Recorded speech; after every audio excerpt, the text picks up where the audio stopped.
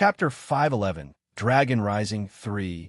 Sorry about the long delays. I'm focusing on some academic studies now, so it's taking most of the time, but I'll find a way to return to a stable schedule once I catch up with the studies. Also, there is an important announcement regarding your questions about the plot. This is not spoilers, so rest assured. We will deviate from the game's story at some point based on the so-called changes of fate. Based on that, each dragon will be named and unique, not like the game's elder and ancient dragons. This means there is a depth in each dragon, as most of them will interact with the plot in the upcoming events. You will notice it from this chapter with Jarl Balgruuf. Now, I must thank the patrons that I didn't have the chance to thank because of my chaotic publish rate. Owl Turner, B rank. At Jack, D rank. At Puckleberry, D rank. The air around the 6 of them intensified all of a sudden. None cared one bit of how it looked to onlookers, and the onlookers were smart enough to take distance. That was a different level of power between mortals and freaks was clear and visible in this particular scene, and it started. Get him. Alina spoke, and everything started happening at the same time. Isha wanted to make distance between her group and Alina's, so she swung the spear in a wide slash, but before she got to do her part, the spear was already gone from her hands. Mirren wanted to take the rear of the enemies, so he used the short-range instant teleportation spell, Blink, to launch a surprise attack. But during the black blink of teleporting, he was already facing the ground with his lower body twisted in the wrong direction. Miranda wanted to take distance, so she gets to act as a long ranger, but without further ado, she was bound by many different kinds of magic binds. Instant defeat. Wulfur disarmed Isha of the spear of bitter mercy and aimed it at her throat. Jelliner ambushed the ambusher Mirren and pinned him down in a Boston Crab submission move. Miranda was bound from moving by almost 5 different variations of the bind, spell to stop her from both teleporting, overpowering, dispelling, reflecting, or resisting. Now, let's get to know each other, Alina said as she walked over to Miranda. Who would have believed that capturing the Altmare twins and Isha would be this easy? Isha shuddered from the shock. She was the least one who was pinned down, even though she was disarmed and her spear was pointed at her. But looking at Wulfur, who was just standing there with a natural look, Isha's instincts were screaming at her not to move. This man holding her spear is simply at the pinnacle of spearmanship, even in front of her, who is a spear battlelord. The truth of the instant defeat laid in Alina, who took a special interest in Miranda. Alina can see many versions and possibilities of the future, making her the most troublesome opponent to even consider going against. She is already winning everything once her eyes get to see it. Alina simply put her hand on Miranda's hood and put it down. Miranda's appearance was fully revealed as an elf beauty of flawless appearance, yet deviant style. Her blonde hair was trimmed from the sides and had traces of colorful dyes with some tattoos barely visible beneath her upper garment. I knew it. Alina clapped her hands together. I love your hairstyle. Where did you get it done? Why, Isha. Huh, Wulfur. Wait, Mirren. Ha. She's doing it again. Jelliner. There was a huge misunderstanding going on here, but Alina cleared it right away. No. It is not what you're thinking. I just noticed her hair under the hood, which looked so stylish. I'm officially bullying her here. Alina said. Miranda was glaring at Alina, trying relentlessly to break the spell she's under, but it was almost impossible. Alina's magic is not just prepared, but almost custom-made to trap Miranda, an absurdity only someone who can predict the future can come up with. Let go of me, Miranda said. Ask politely. Alina replied with a delighted face. Please let go of me. No. What's wrong? I just told you to ask politely. Who said I am complying? Alina was plainly bullying Miranda, but that was not her intention from the start. She could clearly tell that John had come in contact with that girl very lately. A day or 2. She didn't know, but she was sure that John had slept with that girl in that time frame. It wasn't magic or her eye powers, but rather her female intuition. She was about to get serious and ask about John, but before she got the chance to do so, something she couldn't foresee happened. Now, Miranda shouted, and her body shone with light. The thing happened with Mirren right away, and the two disappeared from their place. Impossible. Alina exclaimed. She couldn't see through such a thing. This was completely unforeseen for her. At that moment, a different figure appeared and attacked Alina from behind. She was almost defenseless, and in an instant, a clash happened. Mir's attack didn't land, but rather, Alina was completely pressing him down with her eyes glowing red like a thirsty vampire. Such a nerve to hide from my sight, but still, only one man can escape my eyes. An agonizing pain struck Mir all of a sudden before he could act or react. The damage received from Alina's eyes started to weigh on his burden, and his blessing of Mephala activated on its own, splitting him back to his aspects of duality. Seeing the one being become two, Alina was plainly surprised, but the sudden occurrence that she couldn't understand. It was clear that two elves escaped somehow with the appearance of this third individual, but to think the two can combine themselves to create a third person with greater power that even she can't foresee his movements, there was something really interesting about the pair. Stop hurting them, Isha shouted as she ignored Wulfer and ran at Alina, but Jelinar tackled her down. Easy there, Wulfer called. This situation got out of hand. Alina, what on earth are you after? He asked. Alina, Mirin, Miranda, and Isha surely heard of that name before, and the description fits very perfectly. Still, in this chaotic situation, a seventh individual interfered to stop the fight, and that individual happened to be an acquaintance of both parties, Ela, the huntress. The two parties were about to officially be introduced to one another, but as soon as the basic introductions were made by Ela, the city got too noisy all of a sudden. The Jarl's housecarl Irileth ran into the upper city on a horse and stormed her way towards the castle. The guards behind her had one word that kept repeating on their tongues. A dragon. A dragon has been sighted nearby. A dragon? How exciting. Where was it seen, and what was it doing? Farengar became excited for no apparent reason. I'd take this more seriously if I were you. Irileth retorted at him right away and turned to Balgruuf. My lord, your orders. Woman, you seen a dragon? Jarl Balgruuf, who was still in Farengar's lab, asked with a stiff face. No, a guard came from the western watchtower. Irileth replied. Well, what are you waiting for? Bring him over here. Jarl Balgruuf shouted. Irileth nodded and went back to the hall dragging a guard.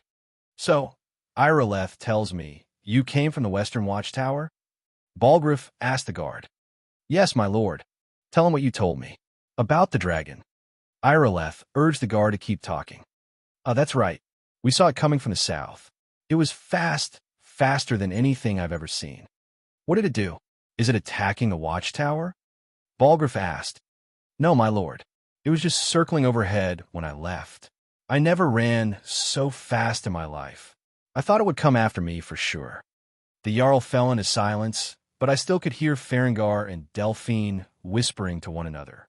The Jarl didn't mind then and spoke to the guard. Good work, son. We'll take it from here. Head down to the barracks for some food and rest. You've earned it. As the guard walked away, he turned to Irileth. Irileth, call the other housecarls, all the available thanes, the clan heads, and all the fine warriors in Whiterun. By the order of the Jarl, we are going after that dragon. HM, I know the situation was different from the game, but just now, it took a totally different turn, didn't it? I've already ordered my men to muster near the main gate. Irileth replied and went to her business.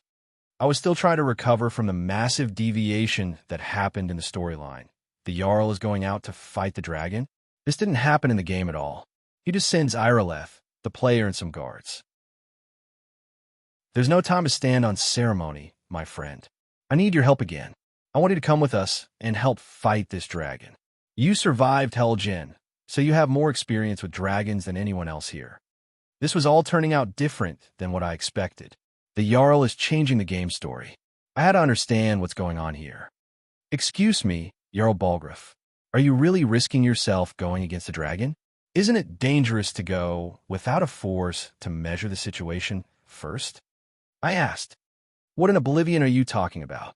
The Jarl looked at me with an offended face. I'm a Jarl of this hold, and I just said it a minute ago. I won't stand idly by when a dragon comes to me home. We will chase the beast off. The Jarl replied in the most determined Nord tone I heard in years. Somehow, his reply made perfect sense. You are the Jarl. You won't just send some ordinary guards, a house Jarl, and some stranger to fight something that is threatening your city, right? Right. God, what were the game writers thinking? I should come along. I would very much like to see this dragon. Farengar jumped in. I can't risk both of you and Irileth on such a dangerous mission, but in the legends of those who fought dragons, there was always a mage existing. We need our clever men on this one as well, but keep a safe distance, Farengar.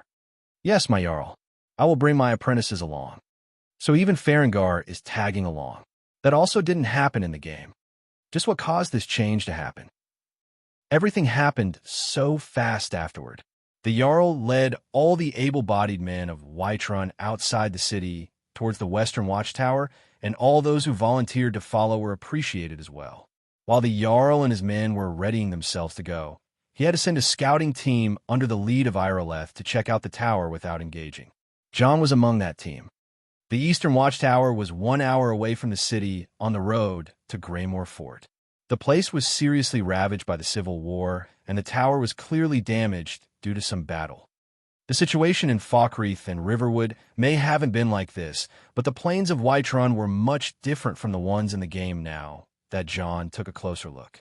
The lands were scorched and the grass was completely ravaged while the dirt was submerged with the strong scent of iron, as if a river of blood had passed through here. More to that, there were a lot of broken swords and bent banners with a lot of ashen wooden structures and traces of the dead. Never seen a battle's leftovers before? Irileth asked. I have, it is just... I hate wars. John replied. Good. The scout party traveled past the decayed battlefields and arrived near the watchtower where they started seeing pillars of smoke rising to the skies. They hid in the shade of a boulder right away and started watching from a distance. No signs of any dragon right now, but it sure looks like he's been here, Irileth said and started organizing the rolls on the guards. We've got to figure out what happened, and if that dragon is still skulking around somewhere. Spread out and look for survivors. We need to know what we're dealing with. Adventurer, you follow me. John and Irileth teamed up as they started advancing sneakily through the long grass around tower. John thought it was useless since sneaking on a dragon isn't something even he can do, since if a dragon is on guard, it will use the aura whisper to reveal all the enemies, yet John didn't voice his complaint. In actuality, the dragon in question was using the watchtower as bait for more humans to come. After all, that's what that dragon's name means. The guards spread out and circled the tower until they found a way in unseen. Once the voices of survivors were heard from inside, Irileth and the others started to rush into the tower. Is everyone all right in here? Irileth asked as she moved the rubble blocking the tower's door. Inside the tower, there were some guards who looked pale from fear. Once they saw Irileth, they fell to panic. No, get back. It's still here somewhere. Croaky and Tor just got grabbed when they tried to make a run for it. A guard shouted, Guardsman, what happened here? Where's this dragon? Quickly now. Irileth almost slapped the panicking guard. I don't know. We were just patrolling around the tower, and out of nowhere, it descended on us. The guard replied. It breathed fire on us. Gods! It killed 3 men in a blink of an eye, then grabbed 2 of the men like mice and flew away. Another said, It's terrible. We can't fight that. We need to escape. A third guard wanted to run out of the tower, but Irileth punched him to the ground. Get yourself together, will you? And you call yourselves Nords? Irileth was grumpier than her usual, and her aura oppressed the other guards to fall in order. You, describe that dragon. How large was it? Can arrows pierce it? After lining up the men, she started to gather information from the survivors. It was undoubtedly large. I doubt that a normal sword switch can bother it. A guard replied, A sword swing? Damn thing kills without even landing. It was faster than any arrow I can shoot. We need strong warriors, better archers. Another continued, Let's hold our ground then. The Jarl will arrive with Whiterun's finest. We will deal with that dragon. Irileth changed her intimidating voice into the source of hope those afraid guardsmen needed. The Jarl is coming. By his smear we will live. The guard were delighted hearing that there are more reinforcements, but the mood couldn't even last a couple of seconds. Something in the sky. A guard called from outside. Immediately, a terrible voice shook the world. Jor bo luft zei. Thuri du hin sil, ko, Somgard. Mortals, come face me. My lord will devour your souls in Somgard. A terrible presence overtook everything in the area. The hearts of everyone almost sunk to their feet, Irileth and Jon included. He's here. Jon spoke and walked to the nearest arrows lit in the tower. There he saw the dragon that starts it all. A terrible enemy, a powerful foe, and an unavoidable disaster. The loyal strong hunter, Mermulner. Allegiance strong hunt. P4TRE0N, Pat times Rayon. com/Eldok Mizi, remove times. YouTube. com/channel/usar. 7RT. 7NWOJIR. 0S. 7CJFRJDW. Discord. GG/GKCKVA7. Instagram at Don_Dokmasi. Twitter at Eldokmizi22. Chapter 512, Dragon Rising 4. Many thanks for our new patron at Timothy Hesslink. A dragon descending on Whiterun. Now that was a reason good enough for Alina not to choke the living ghost out of the woman who accompanied her husband for 2 years without her permission. A temporary reason, as she gracefully added. When the Jarl descended from his palace and stood under the Gildergreen tree, calling the men of Whiterun to come and fight a dragon, all the warriors of Whiterun came running. The opportunity to fight a dragon. Now that is what those crazed Nords call honor. Fighting a dragon and dying is a golden ticket for Sovngarde. Fighting a dragon and slaying it is a golden ticket to becoming a legend. Even just participating in a fight against a dragon is still a big deal. At this point, few could resist the temptation of glory. Sis, you're awfully silent.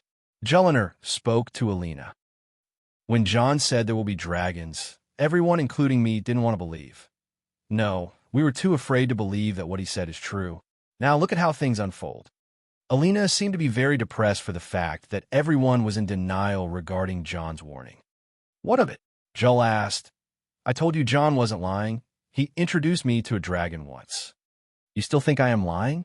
Well, you know Jon could be a swindler, a trickster, and Joel turned to Miranda, eyeing her from top to bottom, and a little bit unfaithful, but he still doesn't like lying. In fact, he considers strength to be telling the truth without minding anyone else. Yes, thank you. Can I now get some time to be jealous on my own? Speaking of Jon, where is he? Wulfur asked, then turned to Isha and the Altmare twins. He said he'll be there once it starts, but he left us with a very strict order. It only applies to the 3 of you as well. Isha said, Say it.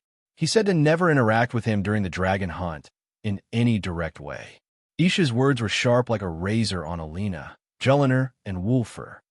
Alina and Joel became silent, but Wulfur was obviously dissatisfied. Why on earth would he say such a thing?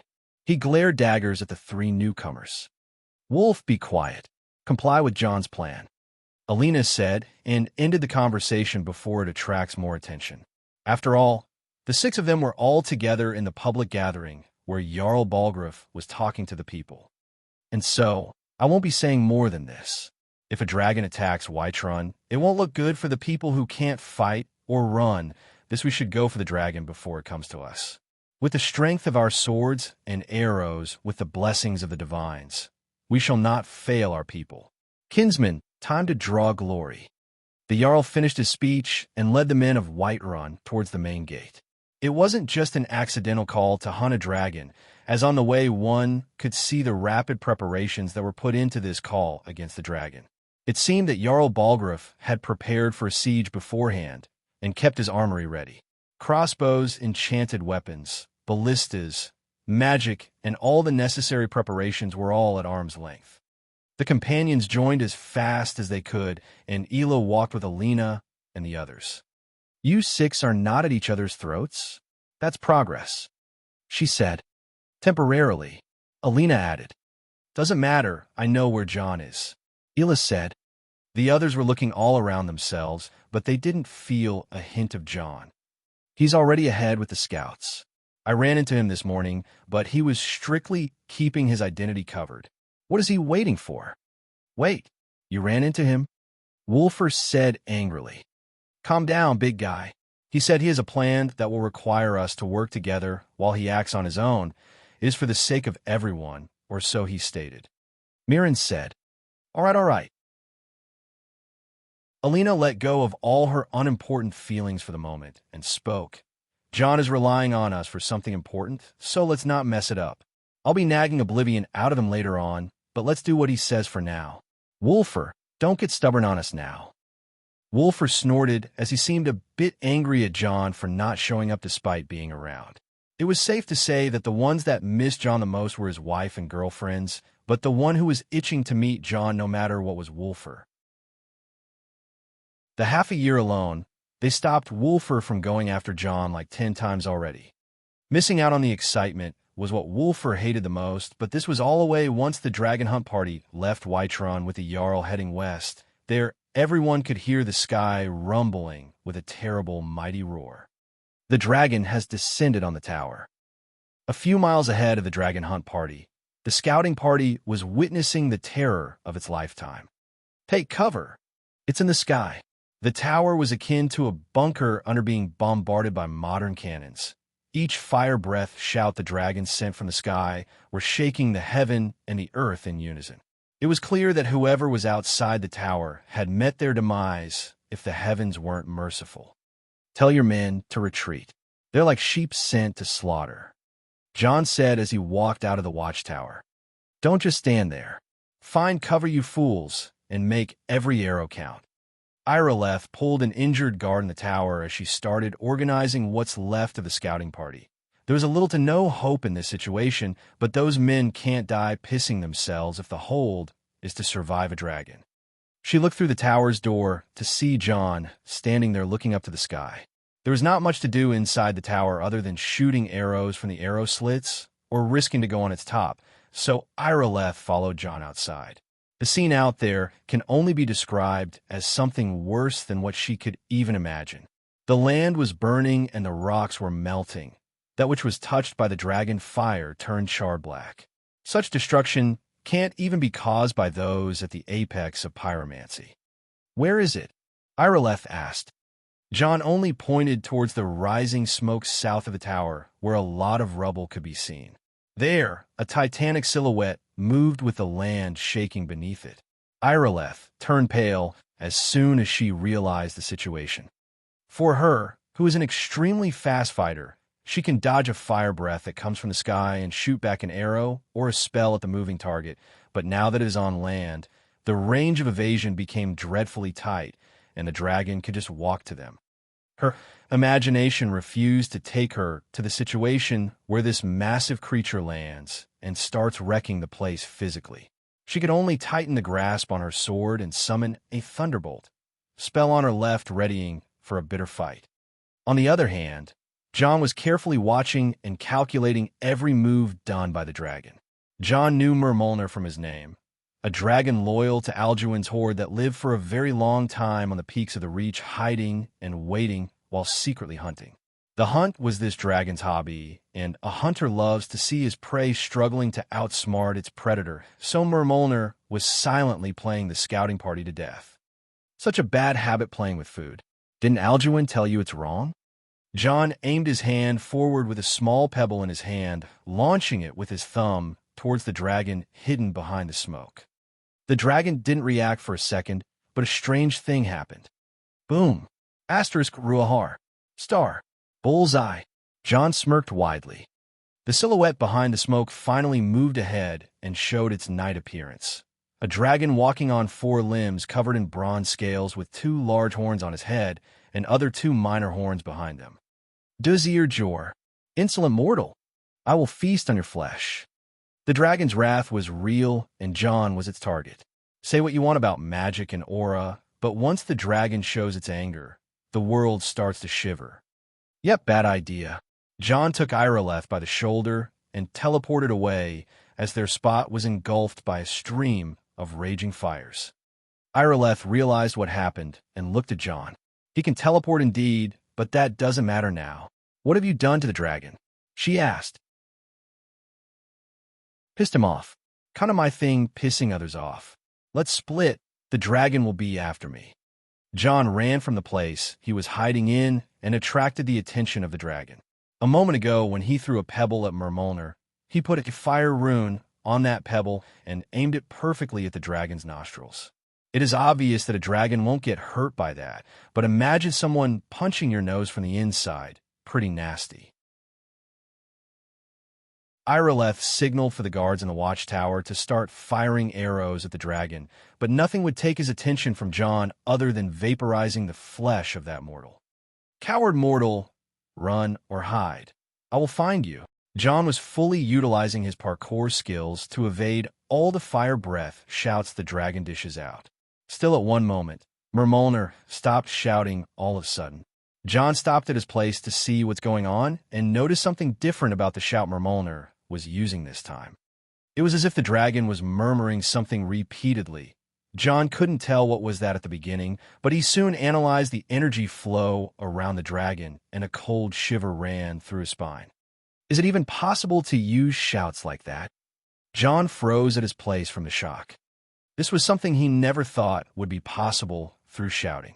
John, who thought himself to be a genius at the science of the dragon shouts, was about to witness a whole new realm of using the Thursday he never got to imagine in a mere video game. A cluster of stalk shouts. Why, well, Tor Shul. The dragon didn't just use a shout, but he added an echo to it, an echo that can repeat the shout's effect. If a normal shout was a bullet, then what John is up against is a shotgun shell, and only one thing was within his power. Brace for impact. Are you fucking kidding me? Cough, cough. The fucking monster. He can make his echo into more shouts. What's next? A sniper shout? Nope, let's not jinx it. I barely pulled myself out of this crater I was in. Damn, it almost snapped a rib in that explosion. A shout that explodes. It is worse than what I thought. Dragons are scary, man. Shouldn't have pissed it off that much. As I walked out staggering of that cloud of dust, I started hearing distant shouts from some direction that should be where the watchtower is. I was dizzy and my senses were jumbled after this explosion. Didn't feel this shitty in a long time. Dragon, I'm still alive. You flying scaly-ass lizard. No matter what, I can't let Mermolner kill anyone or this will be Sovngarde for them. Not the right time at the moment to be swallowed by the World Eater. Sadly, the dragon didn't hear my insults and was bombarding the watchtower instead. Nefertiti be my eyes. All right, I needed to see through the shadows with my senses this jumbled. I also needed to fight more seriously than this. I could equip some of the gear I have, but going full geared will be against the plan, else my unique artifacts will be recognized instantly, especially the ebony blade with Irileth around. All I could bring now was a spear with a glass head and an illusion curse enchantment. This will do. Nefertiti was done possessing my eyes, and I could see the world as if it was made of shadows. What's more interesting was how I saw the dragon Mermolner and could spot the magic flow in his wings. Dragons use magic to fly. Their wings are big and strong, but to reach the unreachable heights, dragons use magicka to fly better, and I can see some of the energy channels in the wings. This is a great weakness for someone like me. Okay, motherfucker. You screw me once, I screw you back. I know I started it, but whatever. Now, let's flip your senses. I had a great study of illusions the past year to perfect my weakest school of magic, and I've got to admit that I regret not learning illusion until late. This school has some cool applications like this.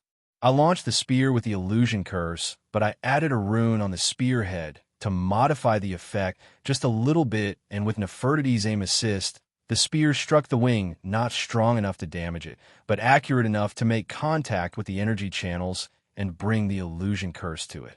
Make a barrel roll, bitch. It was said that the simplest spells can be the most effective, and this was just a simple spell that disturbs the senses for a second. It makes up bottom and left right, you get the gist. Mermolner, who was trying to fly up, flipped on its back and flipped his wings down. Asterisk crash. Star. Ruahar. The fucker crashed down like dumb chicken that can't fly. Serve him right. Mortal, what have you done to me? Mermolner shouted angrily. WIRM. I know people are supposed to fight your kind heroically or some nonsense, but this raises a question. Have you dragons ever been to a dirty brawl? I replied. Fazrat, you fight with no honor. The WIRM struggled up to fix his embarrassing posture and started calling me names. Honor? Find that with someone of your size, you asshole. As I insulted him more, he was already shooting at me. Why, well, Torshul. Not a chance. This time, I retaliated faster than letting him shout. Casting telekinesis on a large rock under his head, I raised it as fast as I could to hit his lower chin. Interrupting his shout was successful as it was diverted to the sky instead. Not wasting a second, I cast Bound War Hammer and charged at him with my aura being channeled through the secret tattoos under my armor. Take this! I put my mightiest swing in a single attack and hit that head that is larger than me by 2 times. I could see the dragon's head turning around from the impact, but that was it. It just turned around. My hands were numb from the attack, but that fucker only reacted to the attack. Nothing else. He was even looking down on me. My bad. I was about to politely explain things to him when his tail struck me out of my spot. It felt like being hit by a wrecking ball, but the worst part was the crash that left a long trail on the ground. Jor, mortal, you are resilient, but with no honor. I will kill you and offer your hide to Thuri, my lord. Yeah, I shouldn't have downloaded that Talkative Dragons mod. Well, this guy has a glib mouth for a face that only his mother can love.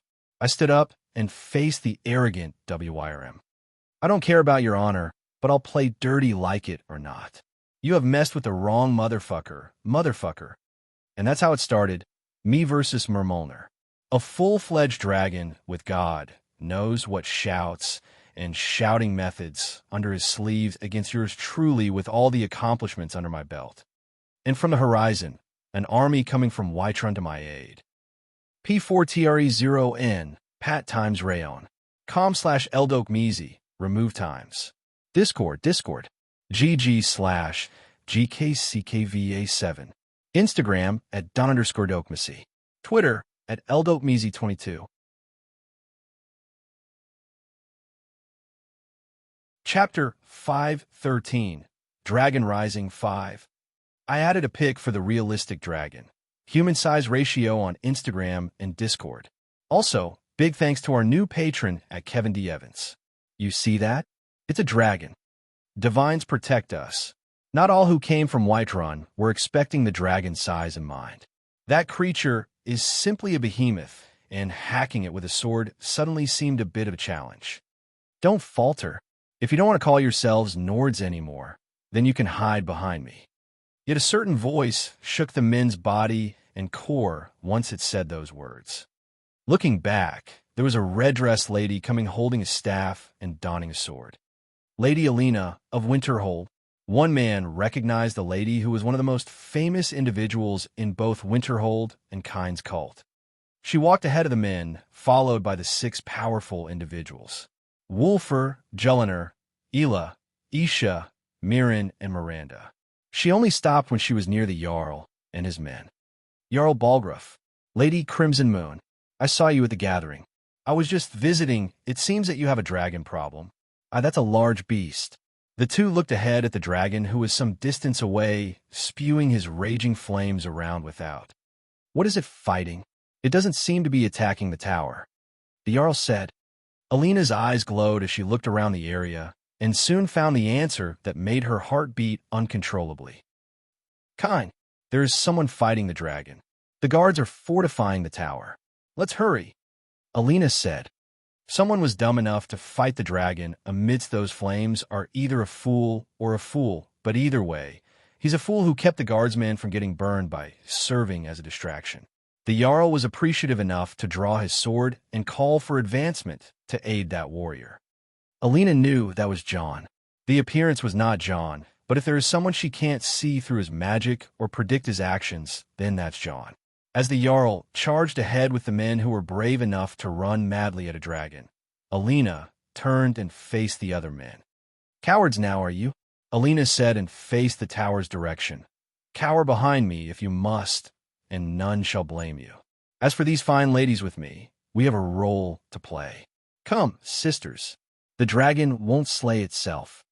Alina's domineering words left those men in shame and trapped them between the horror of fighting a real dragon and their survival instincts that screamed for them to get away. They don't have the talent to fight like those madmen that charged at a dragon, and even those ladies following Alina were monsters on their own accord. Still, they stood their grounds looking for a way to participate in this fight. If you have nothing better to do, go man those ballistas. Those who can run fast should get going and help the injured. Don't stand there like helpless ducks, move.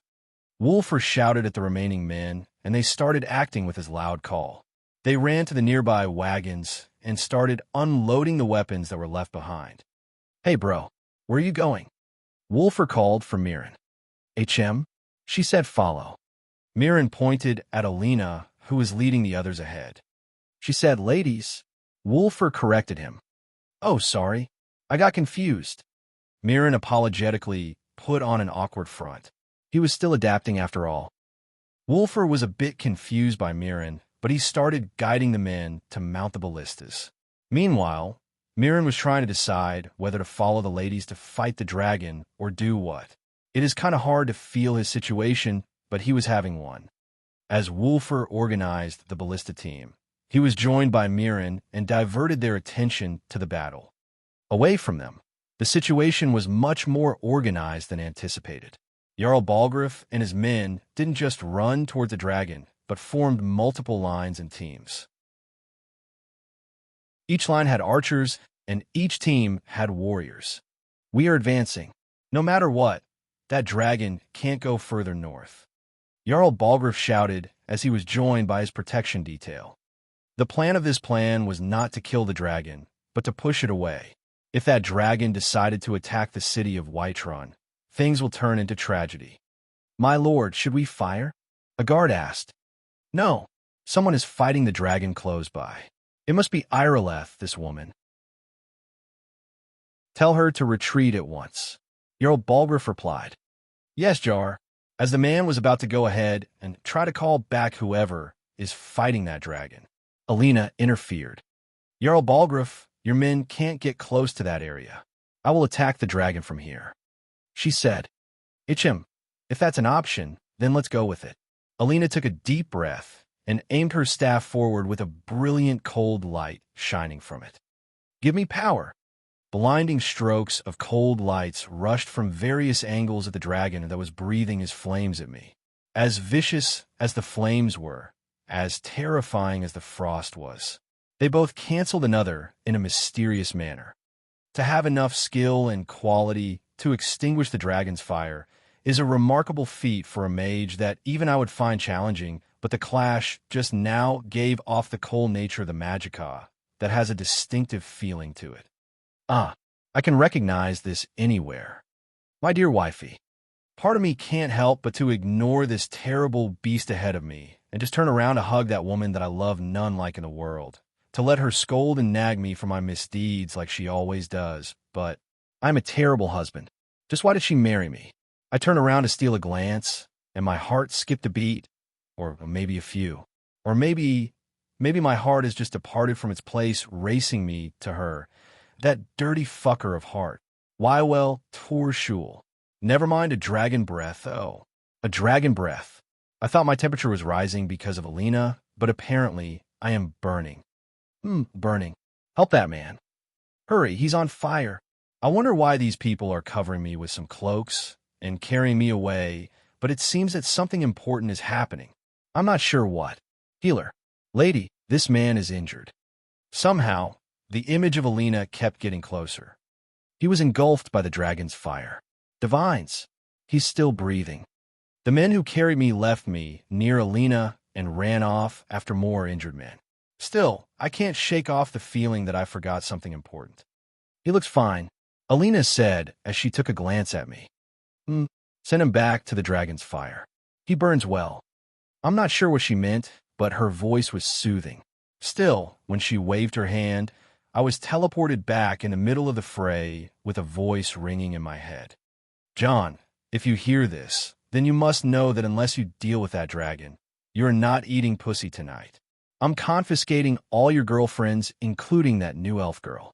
Oh, something so merciless can only be said by Alina, but now that she mentions a dragon, I remembered what was happening. Standing up, I saw a bunch of men going through the fires and the flames in a heated battle to fight a winged, oversized lizard.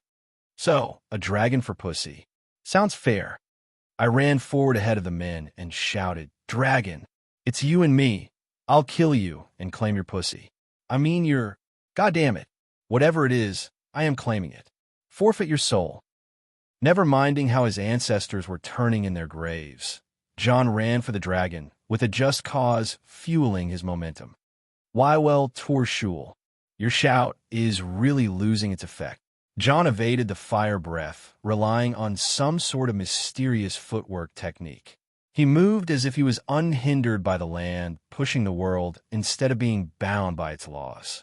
The Gotfang footwork was mysterious and accurate, allowing John to effortlessly shake off a dragon. With a high leap, John crossed the boundaries and leaped over the field towards Mermolner with his hands not carrying a weapon, but through his ring. An unnoticeable dark matter came out and entered his gauntlets. Ozidal's evil fists.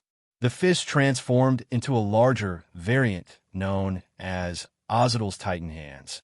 With those large fists swinging forward, John was but a meter away from the dragon when he added his signature spell to the attack. Super Thunder Cookie. Asterisk kaboom. Star. It was a magnificent clash that stunned both the dragon and John at the same time, with the men surrounding the dragon with their spears in wonder. The dragon was pushed back for the first time by that magnificent fist of the Nord warrior. It was stunningly incredible.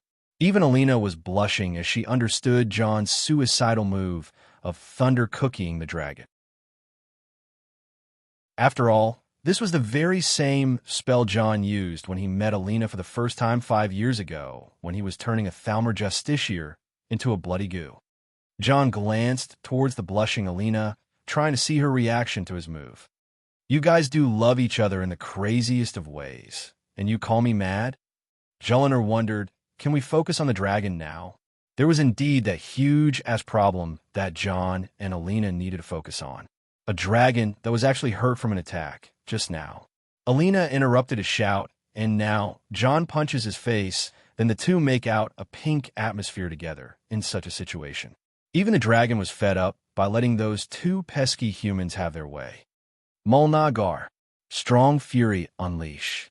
John heard a shout he didn't know, but all his attention was back on the dragon in less than a second. The dragon was raging, angry, and furious. With that shout, a sudden red shockwave was unleashed from the dragon's boundary, blasting everyone around away. Bastard! John couldn't withstand the force and put his oversized gauntlets forward to protect himself. Alina teleported back with whoever close to her, and anyone who had the skill to evade this power slipped away. Those who had no power or skill were blasted away. The ones that didn't die were in a bad shape.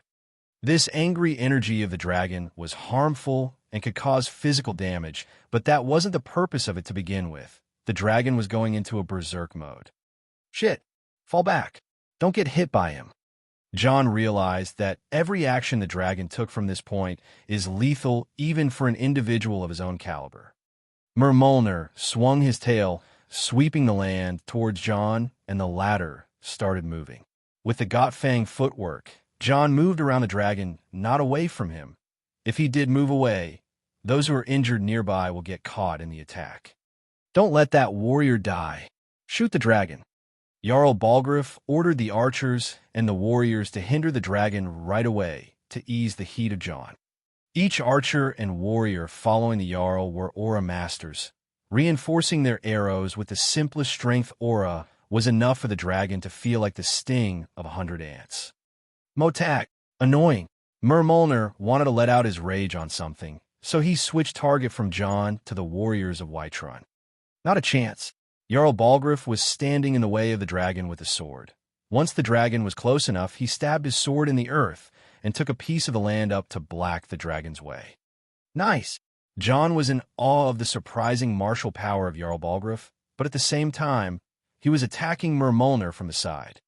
A devastating punch landed on the left side of the dragon's head, causing it to be enraged more than usual, but the dragon didn't have time to retaliate. Wulfr landed another strong bash from the other side with a massive shield. Alina threw curses instead of normal spells to weaken the dragon. Jellinar targeted one of Mermolner's eyes with a dagger, even though she couldn't cause damage. The blade was laced with a neurotoxin that made seeing through this eye painful. Elo was systematically shooting the joints of the dragon's wings, trying to injure him and create a weakness to rip his wing. Isha was appearing from nowhere and everywhere, delivering a nasty sting, then running to another location. Miranda and Mirren were assisting all the sides and covering all the shortcomings from all parties. This was too systematic. It was planned. It was prepared. Mermolner couldn't understand why those powerful individuals appeared in rapid succession and fighting as a single unit. Usually, the humans don't have that much expert gathered in one place unless it is an important site, but this is just a watchtower in the wilderness of Whiterun. Mermolner could overwhelm them at first, as most of them were still adapting to fight a dragon for the first time, but this is way too strange. They were prepared for him just like those days of the Dragon War. It can't be. It shouldn't be. Alduin was in hiding, and none of the other dragons made contact with a human in the past 26 years. Oracles and prophecies can't predict dragons as the being who were created of time itself, but only the Elder Scrolls can. The thing is, even with Alduin's prophecy, the dragons shouldn't be expected this much. Alduin must learn of this.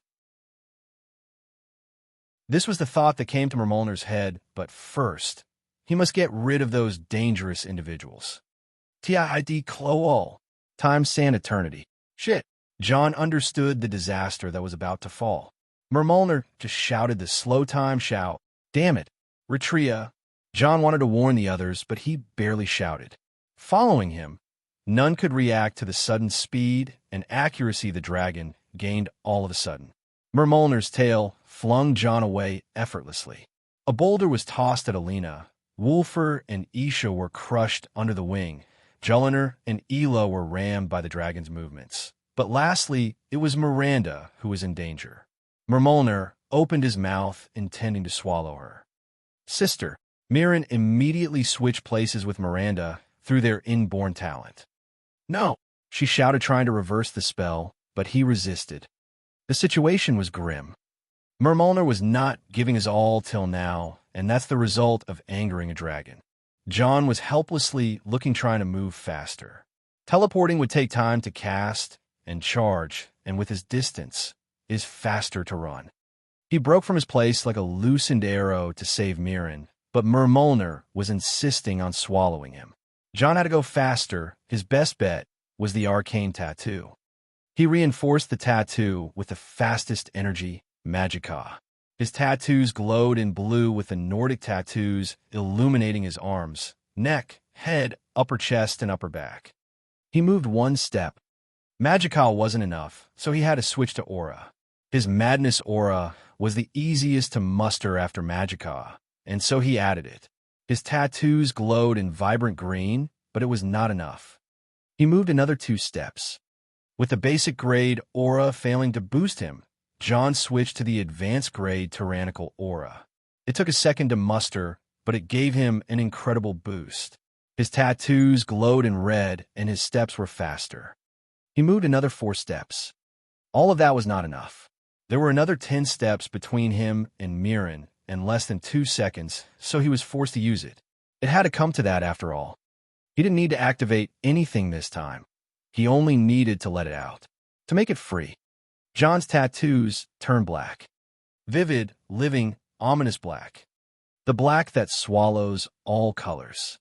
And he was right in front of the dragon, opening his maws with his bare hands. There was no one to believe this thing, but it was true. When Mermolner attempted to swallow Mirren, Jon stood forward and opened the dragon's mouth with his bare hands.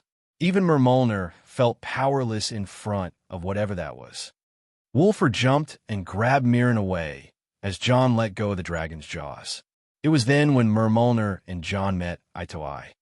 Mermolner's draconic eyes shimmering with rage and lust for battle, while Jon's eyes were back, pitch black with no white, as if he was a demon. Even his teeth were darkening. Nothing natural about the current Jon. Only evil was in control, as Jon showed a twisted smile that grew wider. Only inhuman monsters were fighting from this moment on. P4 Tray 0N. Pat times Rayon. com/eldokmeezy. Remove times. YouTube. com/channel/usar. 7RT. 7NWOJ IRA. 0S. 7CJFRJDW. Discord. GG/GKCKVA7. Instagram at Don_Dokmesi. Twitter at eldokmeezy22.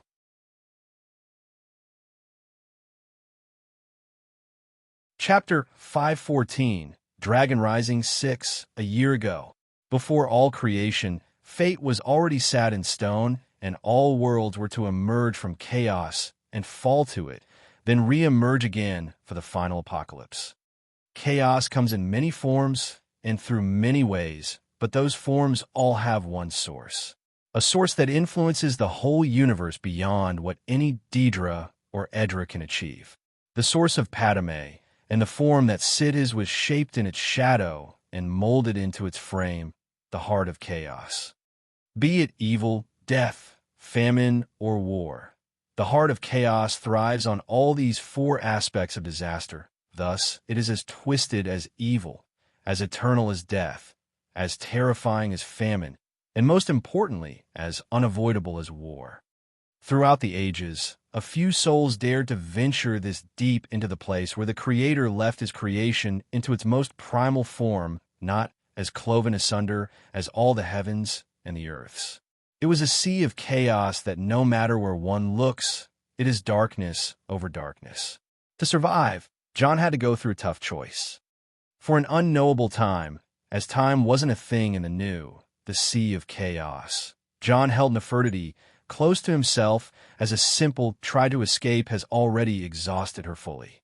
There was no magicka for the two to rely on except what is left inside their souls, which without, they die. Jon did his best to keep them from disintegrating by the chaos, but he soon exhausted himself. He may have just defeated Mannimarco and cast him inside the void, but one thing is certain and clear: Jon may have upset the balance, and for it he paid a price. He can only hope for a savior to extend a hand to him. But deep into this endless void where even Sidis is nothing but one of its many extensions, who can save Jon, and how much should he endure? There was no answering this question, but thanks for all the time he spent learning and researching, Jon decided to do something a sane person would never do. He can seal himself in his own time. With greed nearby, Jon created a shadow cocoon, an instrument of time manipulation. There, Jon sealed himself and Nefertiti amidst all chaos, waiting for anyone or anything to get him out. He never cared about the price he must pay, even if it is some chaos infection. He only wanted out. Little did he know the shocking secret that was waiting for him. That part was just to clarify how Jon got the chaos infection. Still, that story will continue later. Present day. Just like anything in the world, chaos can be harnessed, and despite being one of the most difficult elements in creation, is undoubtedly the most powerful thing that can be controlled. Those who can minimize the harm of chaos are the ones who can benefit from it the most, and that's where Jon comes in. Thanks to the mystical tattoos that Beth drew on him, Jon could channel a portion of that chaos infection into the tattoo, and the result was like nothing anyone can expect. A man made of flesh and bone holding the maws of a beast identified as a dragon and forcing them wide open. The altmare who was about to be devoured by the dragon was saved, and still, the man kept holding the dragon's maws from each other. Nothing looked half as manly in the eyes of those gasping Nords. Even the dragon was having a hard time believing he was forced into this situation. The standoff between the man and the dragon came to an end when the dragon's inner throat lit with fire as he was breathing out a stream of flame. This was a show of power from the dragon that didn't need to use his mouth parts to use the Thursday. John's eyes turned cold as he reversed the situation right away. Instead of forcing the dragon's jaws open, he forced them shut by holding the dragon's head down to an eye-to-eye level. The black tattoos looked more vivid on his arms as he exerted their ability to its full potential in controlling the chaos infection. The dragon quickly regained control as he started pulling his head back out of John's reach. The stalemate this time was between two terrifying creatures that were admitted by the ones surrounding them to be monsters of a different league, and the two were also taking each other at the center of their full attention. You are brave, Balin Hokaran, worthy opponent. Your defeat shall bring me honor. Mermolner spoke. I'll stone you to death, motherfucker. John's reply was followed by a kick to the side of the dragon's face, sending the whole creature backward in a furious state. John wanted to keep attacking, but after one step towards the dragon, he lost power in his body and fell on one knee. At the same time, the black tattoo faded away and the chaos infection was deactivated. No, damn it. John felt frustrated as his chaos boost seemed to have ended. Master, your body can't endure more. This is bad for your heart. A telepathic signal came from Beth, who was watching from a safe distance. John felt his heart, which was beating so hard that it would come out of his chest at this rate. He could tell that he overused his core this time. The core of one's life is the heart, where the most vital energy points exist. The heart is the gateway between the body and the soul. In John's case, his training was now involving his heart, refining it into a spiritual spark, the condensed core of one's years of training. Despite all that, the chaos infection targeted the heart in all manners of attacks and sought out to possess John, but only for his willpower and luck was he able to survive, and with the mystical tattoos he can even benefit from the chaos parasite. But as all powers, it comes with a price. Utilizing the chaos infection would do him a lot of pain equal to what he causes. It is not a solid principle, but the energy he spends through the chaos is as troublesome as swallowing an egg through his nose. Still, it gives an overwhelming power enough to put injuries on a dragon. He gets weaker after using that. Switch with him. Mirren spoke to Wulfur as the latter was taking him away. You can't be serious, Wulfur exclaimed. He couldn't understand the reason behind that terrifying power, but he sure felt it was unnatural and dark. Darker than anything John used before, but now, as John was in trouble, he had to act. Wywell Torshul. Mermolner gave another searing breath with his pride hurt of John's kick, but before the flames could reach the retreating John, a large lump of metal got between John and the fire breath. A majestic and towering shield adorned with enchanted rubies held by one man, standing strong to face the dragon's ire. Vognin Pusoger. Disappear insects. The dragon's fire could melt any metal in the world, thus not any ordinary iron was to be used against those dragons, but Wulfur's shield was no ordinary shield. Each one of the red rubies was an artifact of a terrifying might that can withstand the heaviest of magical blows. All these rubies were put on a pattern of an enchantment rune, fortifying it even further to create a shield fit for withstanding a dragon's attack. The craftsmanship left John himself in awe, but he was surprised more by the man holding the shield and facing him. Wolf! John! The look on Wulfur's face was firm for a couple of seconds, until he almost lost control over his shield. Shit, that's hot. John sprung up and held the large shield with Wulfur as the two were being showered by the dragon's breath. You asshole! You said you don't want us to interact with you? Wulfur shoved John with his elbow. Ouch. Sorry. And what's with the face you're wearing? You think we can't recognize you just because you look like that? I said sorry. And no, it is not like that. Asshole. You bastard. Hold your shield tight. John took enough of Wulfur's upset attitude and gave him the shield to control. Meanwhile, he called out his magicka and dual-casted a lightning spell into the ground. 2 lines of light appeared on the ground, and traveled through it around Wulfur towards the dragon from the two sides. Once they took enough distance, two streaks of lightning came out at the dragon's eyes for both sides. Vic! Damnation! Mermulner shrieked in pain as he was too invested in attacking John, not realizing the dirty sneak attack John prepared. At that time, Mermulner started rampaging around and not get sneaked on by John. It was a chaotic situation, but the warriors of Whitron were handling it carefully. Meanwhile, John and Wulfur appeared behind the watchtower, catching their breath as one rested on his knees while the other on the tower. John looked up to see Wulfur's pained expressions after withstanding the dragon for that long. He smiled cheekily at Wulfur, and the latter opened his eyes while looking at John with a tired face. John gave off a short laugh. Wulfur showed an upset face as he looked down only for his shoulders to start shaking. Ha ha! The two started laughing hysterically, holding one another. Fucker, it has been 2 years. 2 fucking years, and you come back with a dragon. Ha ha ha! You twisted bastard. Yeah, heard you're a dad now. You heard right. I became a daddy before you. Asshole, who do you think your daddy is? Nice comeback, but the world is burning over there. Yeah, that's one big lizard with a severe case of inflammation. Very funny, but jokes aside, how are you going to handle this? Wulfur asked. John was wrecking his brain over the current problem. The dragon indeed has some unthinkable high firepower, but that isn't the current problem. John can handle any kind of assault. The problem here was the dragon's defensive power, which was very troublesome. Any attack from those ones John dished out during the fight would turn a normal person to pieces, but this dragon was simply too durable. Even John's magic couldn't blind him. I don't want to use my flashy stuff right at the get-go, but I think I can kill this dragon as soon as it is held down. John said. Held down? You can do that? Wulfur asked. Me? Nope. John replied with a solemn face, then smiled all of a sudden. But I have a plan. Want to see the new trick I learned?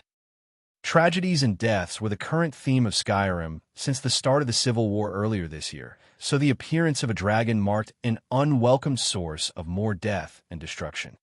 As brave and hardy the men were, it would be of great loss to see all those warriors dying to this senseless fire-breathing beast. Jarl Balgruuf solely believed in that, and thankfully, many of the people around were level-headed individuals who saw the horrors of the current war and wished to avoid the loss of life. If they died now, then no one will defend Whitron and all the women and children over there. Bring down this beast. Don't let it fly. Kronger shouted as he threw a hawk chain at the dragon's wings, tried to entangle it through the soft scales of the wings, only to find it almost impossible to hack. Frustrating as it was, the warriors could only rely on the mages to limit the movements of the dragon at the moment. Roar! Mermulner was still enraged by John's spell that hit his eyes and stopped breathing fire. Instead, he started trying to devour some of those warriors or hurt them with his wings and tail. The tail attack would sweep through those warriors and flatten the weak of them, but before he could turn and have his sick way with them, they get teleported away by someone. To Mermulner, this was one of the most frustrating fights he ever had. Not only his opponents were absurdly strong, but also absurdly resourceful. They were unable to harm him, but they minimized his damage to a shaming degree. He may have killed 10 or so warriors since the start, but if it continues at this terrible pace, he would be shamed and become the laughingstock of the other Dov. Hyclopoph and Dr. Strun Bakuo. You ants all shall die, storm wrath lightning. Enraged, Mermulner let out a terrifying shout.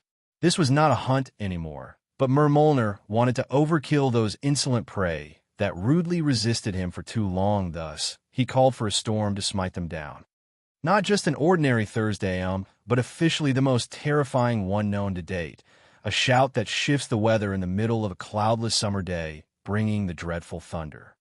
The sky darkened with clouds of ire and rumbled with a drumming thunder, ringing in the ears of those who heard it.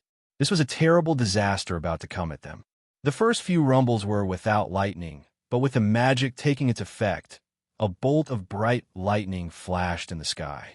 Kine, hear my plea.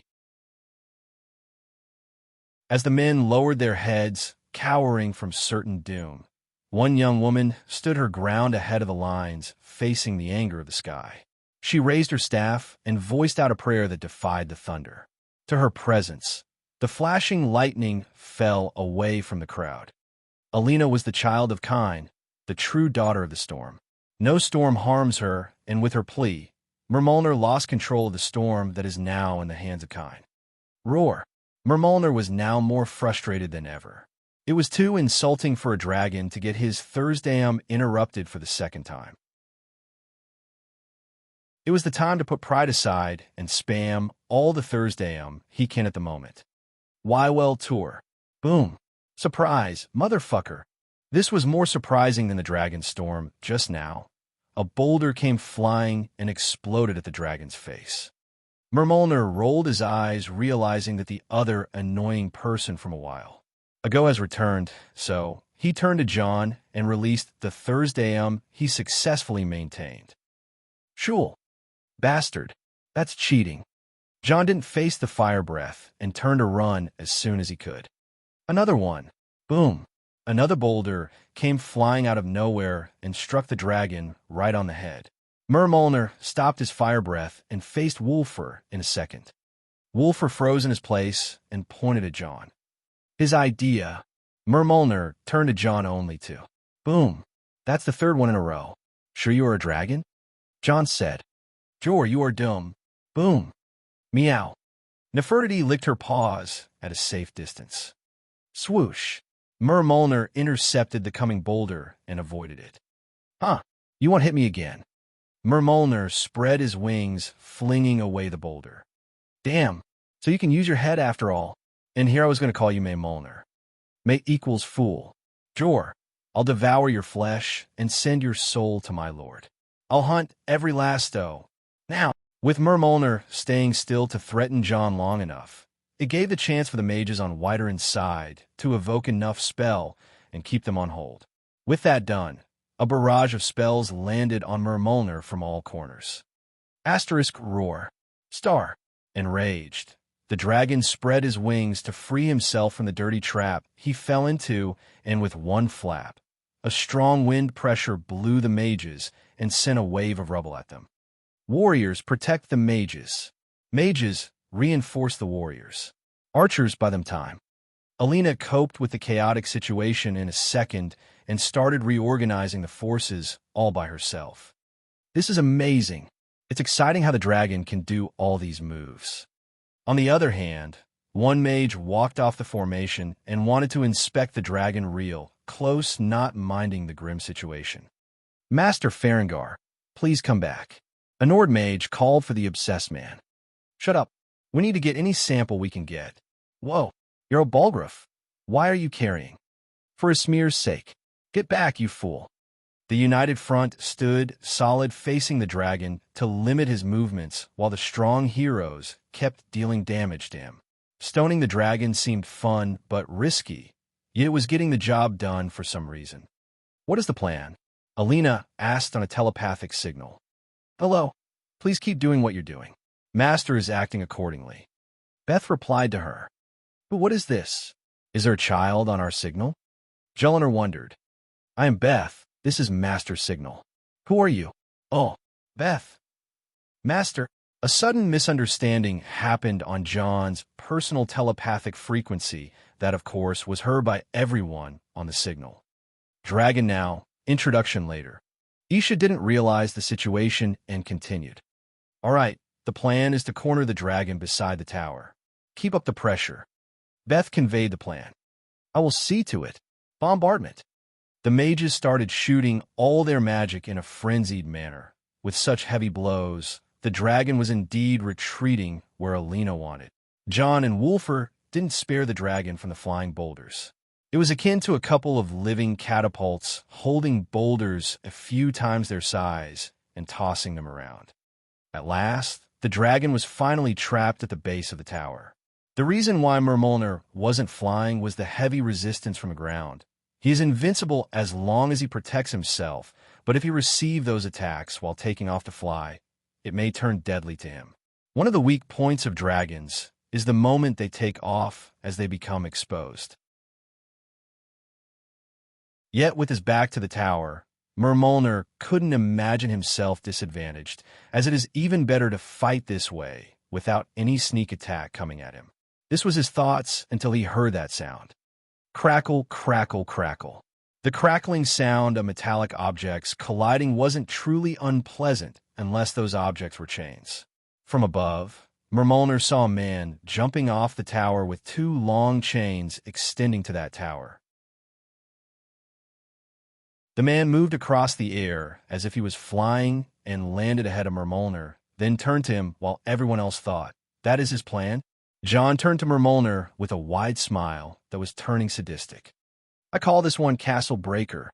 With his legs taking a firm stance, his butt cheeks hardening, his back muscling, his shoulders intensifying, his chest broadening, and his arms bulging. John took a bit of the chains and around his hands and took a wide step back, pulling. Many failed to understand at first, including Mermolner, but who would have thought that a dragon tilting his head would be cute? Only John, though, so by the way. It was a mass revelation when the current sound was heard. Crack, crack, crack. The warriors and mages looked up at the tower with pale faces while Mermolner turned back. "Human, told you. I'll stone you to death, motherfucker." P4 Trey 0N. Pat times Rayon. com/Eldokmizi. Remove times. YouTube. YouTube.com/channel/usar. 7RT. 7 NWOJIR 0S 7 CJFRJDW. Discord. GG/GKCKVA7. Instagram at Don_Dokmisi. Twitter at Eldokmizi22.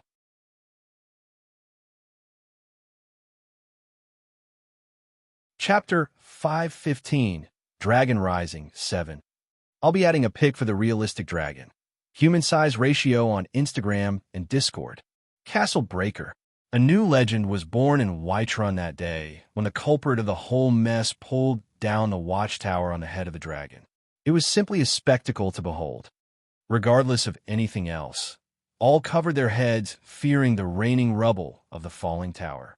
With a cloud of dust blocking the view, the warriors of Whiterun kept their feet ready to either run forward or backward. Alina wasn't waiting for the results to appear with the cloud of dust settling, so she moved her hand, causing a gust of wind to push away the dust. With that, the scene appeared vivid and clear. John was standing with two long chains extending from his gauntlets to a large pile of rubble where an unimaginable scene was witnessed. The dragon, that terrorized the people for an hour straight, was buried under the rubble with barely his wings and tail visible. Who would have thought? Who could have imagined? "The beast is slain," someone shouted. With this cry, all woke up from their daze. "By shore, is this real? I can't believe it." It was too incredible to believe right away. A man, just a single man, managed to pull down the tower on the head of the dragon, killing it in the most unexpected way. "The dragon, it is dead. We made it. Its claws took my son. I claim the dragon claws. I will bathe in the blood of a dragon tonight. Its heart is mine. With it, I'll rename my clan Dragonheart. I want the eyes." As soon as the state of disbelief was over, another state followed. No one wanted to see such a scene, but seeing the corpse of the dragon, all wanted the same thing. A piece of a dragon, a piece of glory. All people were crazed about the dragon before even licking their wounds. Everything about the dragon was simply a treasure. Even the court wizard of Whiterun, Farengar, was screaming like a madman, wanting to take all the dragon for research. The bizarre situation left some people in shock as it left others in disbelief. What kind of bullshit is this? John is the one who slew the dragon. Why would... Jelinar was angrily retorting, but Alina covered her mouth. Isha stood away from the ground, holding a small pebble, and tossed it away to hit Wolfer's armor. "What was that?" Wolfer asked. "My faith in humanity," she said. "All of you quiet." Alina shut them up. All looked at her, seeing seriousness in her eyes. "What's wrong?" Wolfer asked. "All those who step ahead of John in the next few seconds will die a miserable death." Alina prophesied something that left the others in a state of confusion. Still, Her words were accurate and clear as ever. Those people who were moved by greed ran towards the dragon with their swords and axes, wanting to cut a piece of the beast. They didn't mind John, who was standing still while his expressions couldn't be read. Once they arrived at the ruble and started climbing it, their whole world of blunder started to shake metaphorically and in actuality. The dragon is still alive, and oh boy, he is far from being defeated. Jor, hi Ragat Zay. Mortals, you anger me. The supposedly dead dragon came to life, even though hindered by the rubble. It spoke another shout. Fusaroda. The tower that crumbled on the head of Mermolner became the demise of those greedy ones that wished to loot the dragon. Thankfully, the fools weren't many, but the fools were dead from the impact of the unrelenting force. They were beyond help in all cases. John finally moved from his frozen stance by following the dragons with his head as the latter rose with all its might, about to unleash his wrath at the humans who fought him so annoyingly. Mermolner was more than just annoyed. He was frustrated, and his scales were carrying many injuries from that tower that fell on his head. Killing those greedy individuals was a refreshing turn, but the true hunt was in that big game, standing face to face with him. Jor, you tried your best. You fought with both honor and dishonor, yet you can't kill me. You are not strong enough. It is your turn to be hunted now. Do your worst. John's reply came as swift as a challenge. John knew. He could tell that Mermolner was bluffing. Both of them were tired. The dragon in front of him may have been a creature that lived through eras and centuries without withering or dying, but that doesn't mean it is eternal. Even for a dragon, there was a limit. On the other hand, John was not only tired but also hiding some of his cards. On the martial side, John didn't hold back at all, but on the magic side, John's identity will be exposed once he starts using his signature spells. Let alone the signature spells. Few could match his skill at magic, and his disguise may be seen through. On top of all that, he can't simply use the Thursday in his first fight against a dragon, and for a good reason. So far, he has to stick to his plan. Unfortunately, this wasn't going to be easy, as Mermolner wasn't going to let it be. He is now hell-bent on hunting down John, even if it is the last thing he'd ever do. Yet with John's skills and power, Mermolner had to play dirty too. When someone wants to hunt a strong foe, one must lay a trap. In this situation, the trap was over there across the plains, the treasure of those warriors and mages who came in a horde to earnestly defend Whiterun City. Jor, if you want to keep fighting, let's take this elsewhere. Mermolner moved his wings and rose in the air towards Whiterun. Bastard, who's playing dirty now? John was infuriated, but little could do in the situation. Everyone else realized what was going to happen and almost panicked. Stop it. Shoot down the dragon, hurry. Jarl Balgruuf panicked, seeing where the dragon was intending to go. John and everyone else started racing the dragon to the east, hoping to hinder him before he gets the chance to unleash his fires on Whiterun. That when Alina gave a signal. The men in the back. Shoot the ballistas. Now. Her voice was heard clear and strong across the plain, as if it was carried by the wind itself. Once it reached those in the back, they started preparing the heavy artillery around them. Meanwhile, Mermolner took the chance to descend on the retreating men, burning and swallowing whoever he sees toying with the weak mortals. You truly are scum. John couldn't tolerate any more death and finally let go of a strong lightning bolt that hit the dragon with a mighty blast. Mermolner roared in agonizing pain, but he was aiming for the moment when John attacked him. As the one famed for being a hunter among the dragons, Mermolner was not a direct fighter, but rather a chaser and a trapper. He would hunt rather than fight, and the biggest game in this field is undoubtedly John. That's why when John proved to be a resilient prey, Mermolner started attacking the other humans to push John out of his guard and lure him into a trap. There, when John decreased the distance between himself and Mermolner, the latter was not actually focusing on anything except John. With John this close, Mermolner moved his tail in an unseeable speed, striking John in a split of a second. Shit! John felt as if his bones were breaking apart, but he soon adapted with the situation and didn't resist the attack. He rather teleported himself on the other side of Mermolner and landed a full force thunder cookie. Roar. It was too painful that Mermolner almost felt the damage deep inside his body. Thus was an unprecedented danger level that he didn't expect to suffer, but the plan was to go on with, not to stop right now. Mermolner shook off the clingy John and took off one more time towards Whiterun without stopping. Now! Alina shouted, and terrifying mechanical sounds started sounding by as the large war machines at the back were all shooting at Mermolner. Would not KSD, Whirlwind Fury Tempest. Mermolner perceived the danger of those man-made killing machines and shouted the whirlwind sprint, midair avoiding most of the ballista bolts. Still, he suffered a bit of damage. Again, Alina shouted, but Mermolner towards her. Wywell Torshul. Would not KSD. Two shouts sounded almost at the same time. The first was Mermolner breathing fire at Alina, and the latter was Alina escaping him. A Thursday a master? In this day and age? Mermolner was dumbfounded when Alina used the whirlwind sprint to avoid him.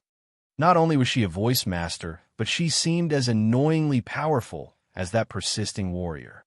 She avoided him and kept shooting spells as powerful as that man's punches.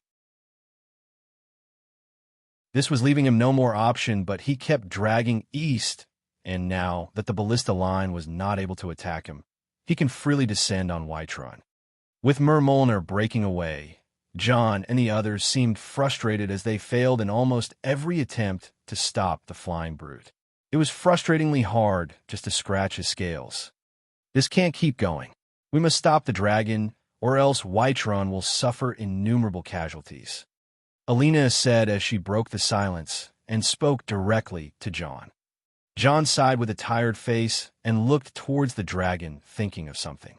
He then looked behind him and saw the warriors of Whiterun broken in a sorry state. This has to end. Isha, your spear, John said. Isha silently passed the spear of bitter mercy at John, who took it and stored it in the cube. He then looked at Wulfur. Can you still launch people? John asked. Oh, how far? Wulfur asked back. That far. John pointed towards the dragon. Bastard. Wulfur exclaimed, looking between John and the dragon, then reluctantly nodded. Send me then, John said, and Wulfur carried his large metal shield up. Let's not waste time then. With a mutual understanding, the two nodded and started running forward. You'll owe me a shield, you hear me? Wulfur said. I'll bring you the bestest shield you'll ever carry. With wide strides, the two were already ahead of the group, chasing the dragon with the speed of galloping horses. John could indeed fly, but he'll never be as fast as a dragon. He needed the right boost for the coming launch, and Wulfur was the right guy. Wulfur had learned a unique technique that uses shields as weapons, but sacrifices all the protection they provide. This technique would cause an explosion with a violent blast that can literally make anyone on its other side fly for a fair distance. Actually, Wulfur has learned this technique by observing the giants launching people to space, and here it came. As John and Wulfur gained enough momentum, John sped forward and Wulfur struck him from behind. The next thing seen was a human transcending the speed any human being was ever tossed at. Wulfur was holding a broken spear with a pale face while John's were widened from shock. John moved towards the dragon in a straight line, not controlling his flight one bit. He tried to remember how he was struck from his running speed to this level of madness, but all he remembers was the sight of the world widening, then stretching, and finally the image of the dragon was getting larger in his sight. Whoa, this was beyond anything he has ever done. Getting himself blasted towards a dragon by a giant technique used by Wulfur, this was getting too awesome even for him. The excitement gave him a sense of life as he screamed his lungs out while being a couple of seconds away from the dragon. Mermolner felt it as well. This was the most vivid hint of danger a dragon ever felt when he caught a glimpse of the flying maniac chasing him. John's appearance was terrifying in all sense, as he resembled a flying arrow with his head forward and his smile visible. Mermolner knew this was bad. Waiting for John to hit him is seriously inadvisable, while shouting him will take time. He had to evade at all costs. Indeed, Mermolner managed to tilt aside with John uncontrollably charging forward. At the moment of the supposed clash, John didn't even bother trying to chase the dragon. That was not the plan anyway. Instead, it was to ambush him forward. John passed Mermolner like a loosened arrow, and the dragon fixed his destination forward once again, but he saw a tiny string of metal extending to the upper limit of his sight and an uncomfortable feeling on one of his horns. Looking forward, it was John throwing one of Ozidal's titan hands again. Mermolner realized his blunder when John was raising the other hand, and it was glowing with bright lightning. This time, John added a bit of chaos to the mix, making the mystical tattoos on his arms appear in black. Sucker Cookie, *Quang, star. The speed of John's flying grip pulling him towards Mermolner with the dragon heading straight forward. The sound of the clash was as terrifying as it appeared.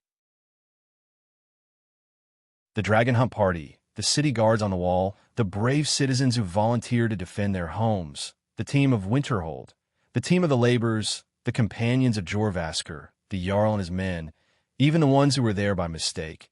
All those people saw an image that was engraved in their minds for ages to come.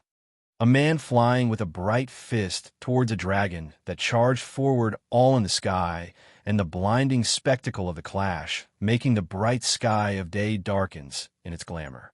In that instant, the whole situation flipped, and the dragon was on the losing side.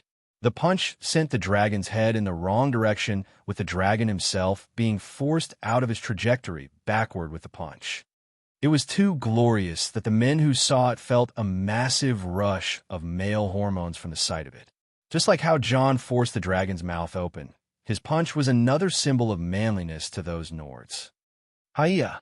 The glorious scene was enough for them to cheer madly, but that didn't last long. John had one more trick to spare under his sleeves.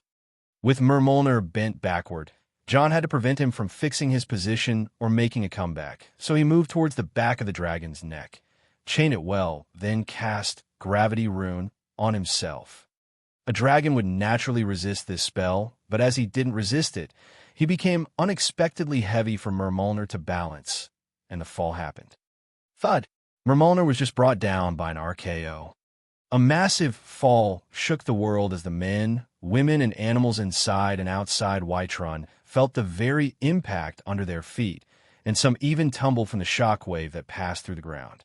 This tiny earthquake caused by a falling dragon may have had a strong impact on the people, but the dragon in question was greatly harmed. Physical wounds are hard to inflict on a dragon, but this fall caused a strong inner injury that may have caused a fracture somewhere inside Mermolner, a welcome change to a certain John who managed to evade getting crushed under the dragon with a timely maneuver. However, unlike the last time when John brought down the tower on Mermolner, none thought of anything silly or greedy. The dragon is clearly still alive, but no matter what they do, none would be able to kill him. Actually, they are now scared. Scared of the dragon. Scared of the man who is standing in front of the dragon. Scared of what will happen next between the man and the dragon. Meanwhile, John and Mermolner faced one another in an epic image of a man holding the broken dragon with a chain in one hand and a long spear in the other hand.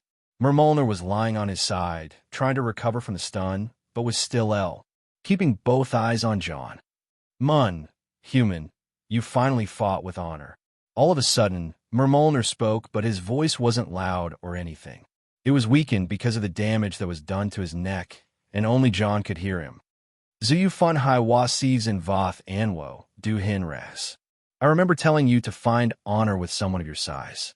John replied back in Dovizul, the dragon tongue. It came both as a shock and a surprise to Mermolner. The following conversation is going to be in the Dovizul, but I'll just write it in English. Mortal, so you can talk. You hid your power well. It was your arrogance that brought your demise, Mermolner. You thought no one out there is able enough to bring you down, to kill you. He. Now you are arrogant. Killing me is fruitless. I have long since paid tribute to my lord. Once a tribute is paid, my lord will bring me back, and the others will keep challenging the man powerful enough to defeat me. I am indeed arrogant, but you are still way over your head. Alduin can reverse time and return the dead dragons, but there is always a limit. Just like Shore de Oriel, I am the limit. Jean was done talking and now hunting. Mermolner wanted to retreat, but the spear of bitter mercy was there to claim lives. With one overpowered stab, John pierced the soft spot on Mermolner's neck, twisting the grip as the tip sinks in the dragon's flesh. Mermolner wasn't he ready? It was a strange feeling, nonetheless, getting killed by a mere mortal. How could he describe getting killed? It was hard to say. Mermolner was always a smart one, even among his kind. He wasn't reckless or anything like today. After all, he is one of the few that survived in the wild for almost 4,000 years. Today was just the day when he intended to celebrate Alduin's return with a glorious hunt. But to be put down during his celebration, this was too embarrassing. Even when Alduin comes to revive him, there will be a lot of scolding. To dragons, normal death is just slumber, and with another dragon powerful enough to bring them back, this wouldn't be a big problem aside from the price they have to pay to the dragon that revived them. Still, this feeling of shame was soon replaced by strange emotions, feelings that didn't belong to Mermolner.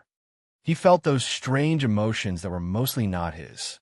There was a strong hint of admiration rather than the familiar self-pride, an unrecognized feeling of sadness and regret. Ideas of ancient, majestic beings, deities that were once worshipped, witnesses to all the events of recorded and unrecorded history. These thoughts surely refer to dragons, but weren't how the dragons thought of themselves, at least not Mermolner. The surprise was that these emotions are that of the man killing him. But how could Mermolner feel what John was feeling? Both John and Mermolner were experiencing something beyond them, seeing through one another beyond any wall, beyond the comfortable and uncomfortable, beyond what is all unnecessary directly at what matters. The dragon's perspective of seeing things where truth and power are equals and the same. The mortal's perspective of seeing things where every tiny factor had an impact on the insignificant yet important lives they lived. Aside from the differences, the similarities were more striking than anyone dared to admit. The love, the hate, the fear, the courage, the thrill, the boredom, the wisdom, the foolishness. In 1 second, the two experienced each other of what they truly are beyond the barriers of privacy, awkwardness, or self. Just two fragile, tiny beings being pushed around by the unrelenting waves of the bigger scheme of things. There was no need to exchange any words in this second that was elongated to feel like an age, but one thing is certain, as all things, it is coming to an end. Here, Mermolner understood the reason for the strange phenomenon. None of the dragons he knew ever spoke of this, but if he experienced such a state of empathic linkage, such a drive to submission, such a taste of mortality, this means that he is more than just going to slumber death. Now that he thinks of it, this feeling was rarely spoken of by the dragons of the higher ranks. No, it was that, the taboo among the Dove, the unwritten role, the unspoken code, the hearable prayer. The one thing dragons feel injustice towards. The feeling when a dragon kills another. Dovakian. P4TRE0N, Pat times Rayon. com/Eldokmizi, remove times. YouTube. com/channel/USAR 7RT 7NWOJR 0S 7CJFRJDW. Discord GG/GKCKVA7. Instagram at Don_Dokmisi. Twitter at Eldokmizi22.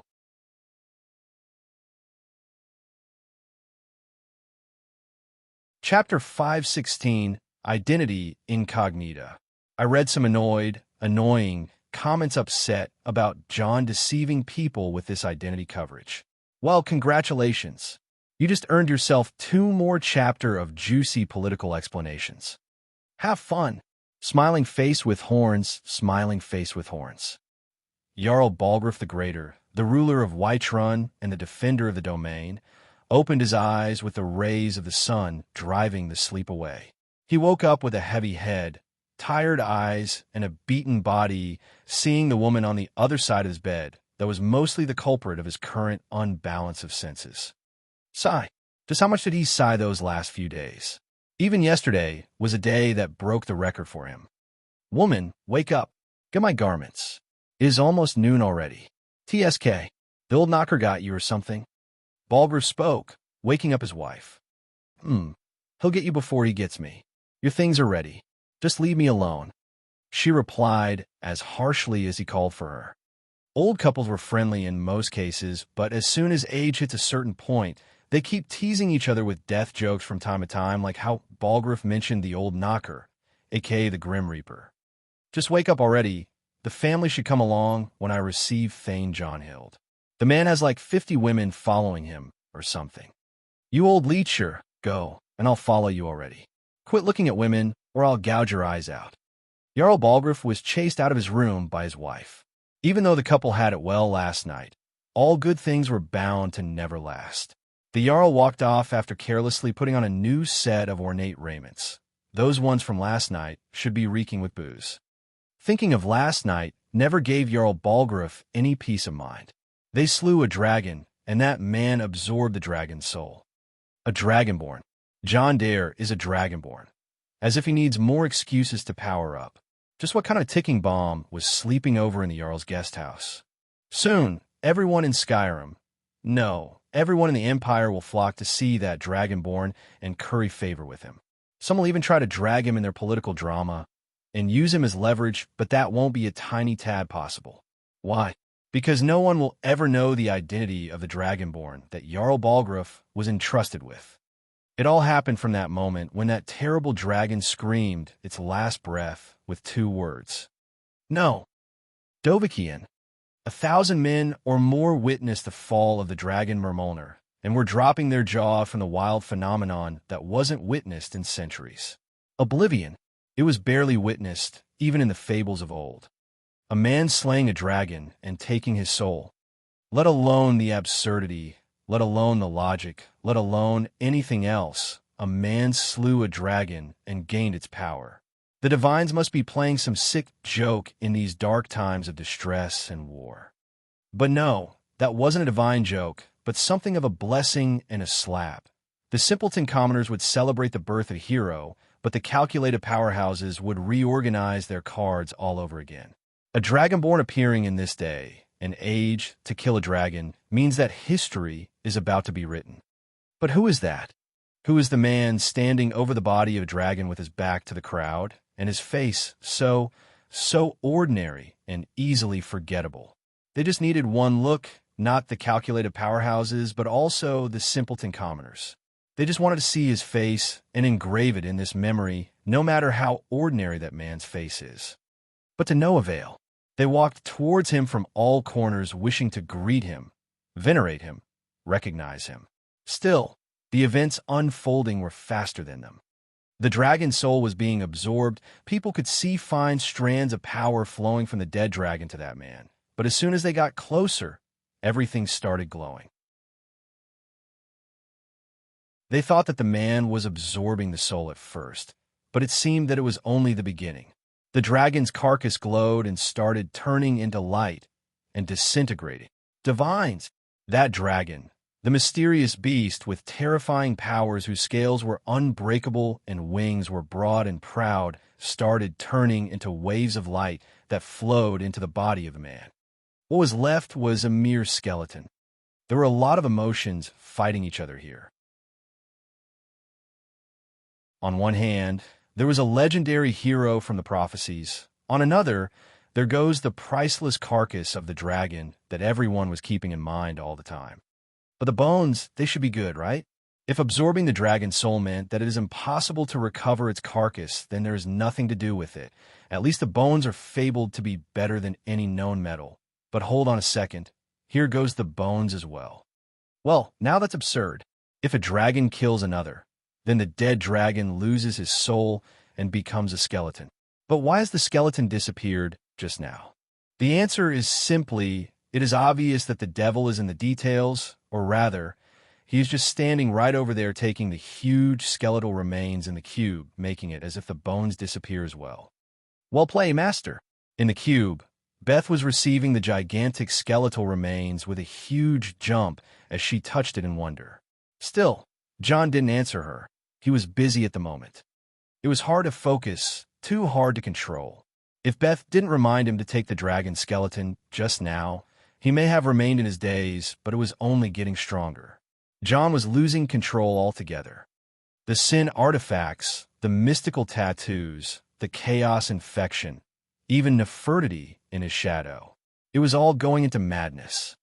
It was because of none other than the dragon soul. What power! What energy! What vigor! The dragon soul was too powerful as it is. Too overwhelming and full of power.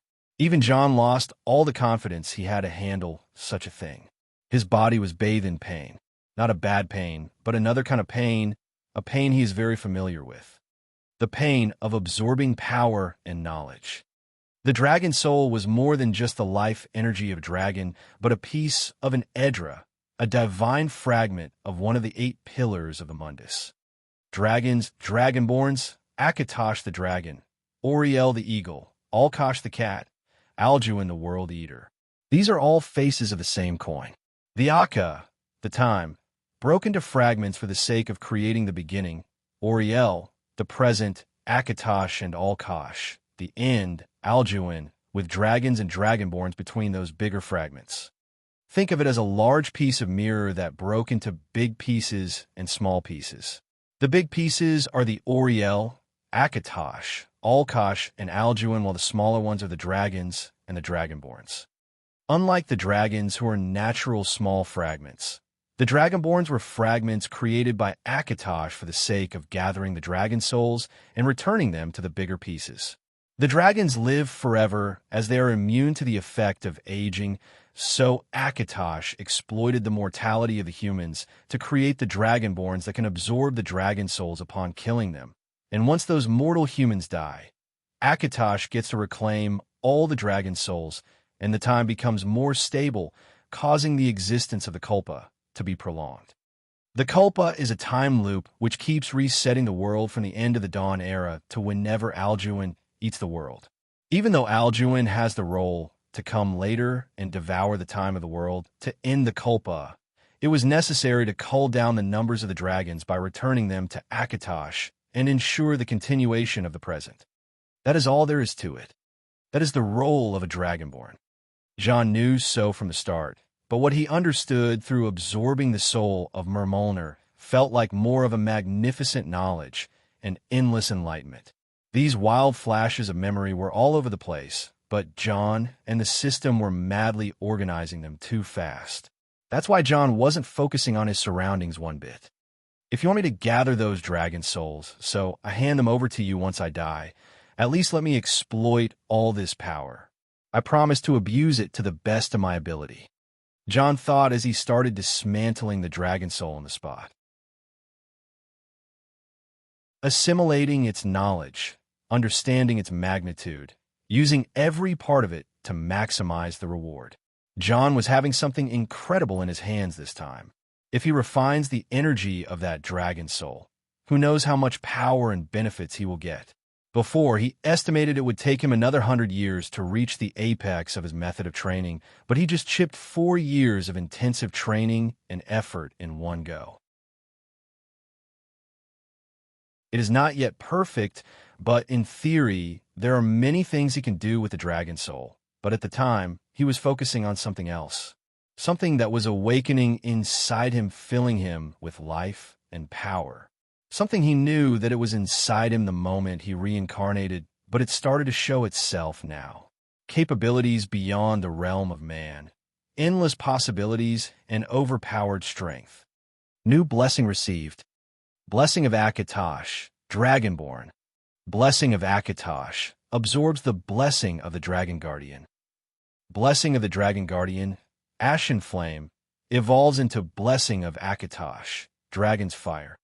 Blessing of the Dragon Guardian, Dragon Affinity, evolves into Blessing of Akatosh, Inner Dragon. If absorbing a dragon soul awakened his dormant dragon soul, then that was just the beginning. Once the dragon's soul awakened, everything started to change according to it. The old scars on his human soul, the bottlenecks he struggled with, The energy channels he painstakingly cultivated, the energy center where his magicka is stored, the astral access, the eternal flesh, the soul spark. John experienced all the power a dragon can muster and even saw beyond what he can do. It was by no means something easy to grasp, yet he did grasp it. His hard work all those years was being rewarded as his dragon soul awakened to fit his experience and his hardened body. For a moment there, he saw a glimpse of the true power that moves this universe and gives it purpose. It was a beautiful feeling, an awakening he never thought to experience, but once it ended, John felt bitter as he wanted to experience it one more time, yet alas, it will never be possible to experience such a harmony twice. And John opened his eyes. Back to reality, back to the presence. How could such a couple of seconds equal this much feeling? He wondered. Not much has passed. No one got closer to him yet. He just stored the dragon skeleton away a moment ago and just started tapping into the power of Mermolner when his own dragonborn soul was awakening. He is no longer a mortal now, no longer a human. He is a dragonborn. John smiled. He saw the various system messages coming to him. He saw the blessing of Akatosh with its overwhelming power. He kept smiling as he inspected himself further. Dragonborn, dragon's fire, inner dragon. Just what did that Akatosh add without my permission? My ultra-cool ashen flame? My dragon affinity that allows me to speak with cats? My carefully cultivated soul? Damn it, I need to study myself for a month to fully understand all that. That was true. Who said a new power always brought sweet things? There seemed to be a lot of sorting out. Strong powers require more time to perfect, and John Stahl has no idea what he's up against. More to that, he can use a new aura. The first aura he used was the Mad Aura. The second was the Tyrant Aura. They were basic and advanced auras respectively. Now he is entering the final stage of the art of the battle spirit, the Manifested Aura. John was not ready to use it yet. He hid his aura thanks to the mystical tattoos, but the manifestation of the battle spirit is something like a signature move. He can't use it at the moment. Right now, he needs to go to someplace secluded and start studying, but this was not the time. People were approaching him from every corner. The first person to arrive was some warrior that participated in the battle. Once he got close to John, he screamed madly. I can't believe it. You are a dragonborn? John knew this line very well. He almost wanted to laugh, but he held it. He wanted to turn and face the warrior, but as soon as his foot moved from the ground, it hit something light. John wasn't bothered, but he subconsciously looked towards what that was, and all of a sudden, he almost lost his mind in one go. It was a helm. Just an iron helm, the kind of headgear made in Skyrim with a low level of craftsmanship that doesn't even resist rust. But this helm was unique. It didn't look like anything a craftsman would make for a warrior, but seemed more like a ceremonial helm. The thing is, that helm had horns and looked exactly like the iron helm from the game. That helm that the Dragonborn wears on the game's poster. Even if John wasn't a believer in fate, this would have been too good to be a coincidence. This is a sign, and one he can't ignore. The helm of the Dragonborn was right at his feet. John lowered himself down, picked it up, and stood back again while dusting it off. It seemed to have fallen from some warrior while fighting the dragon. John held it right to his head and put it on.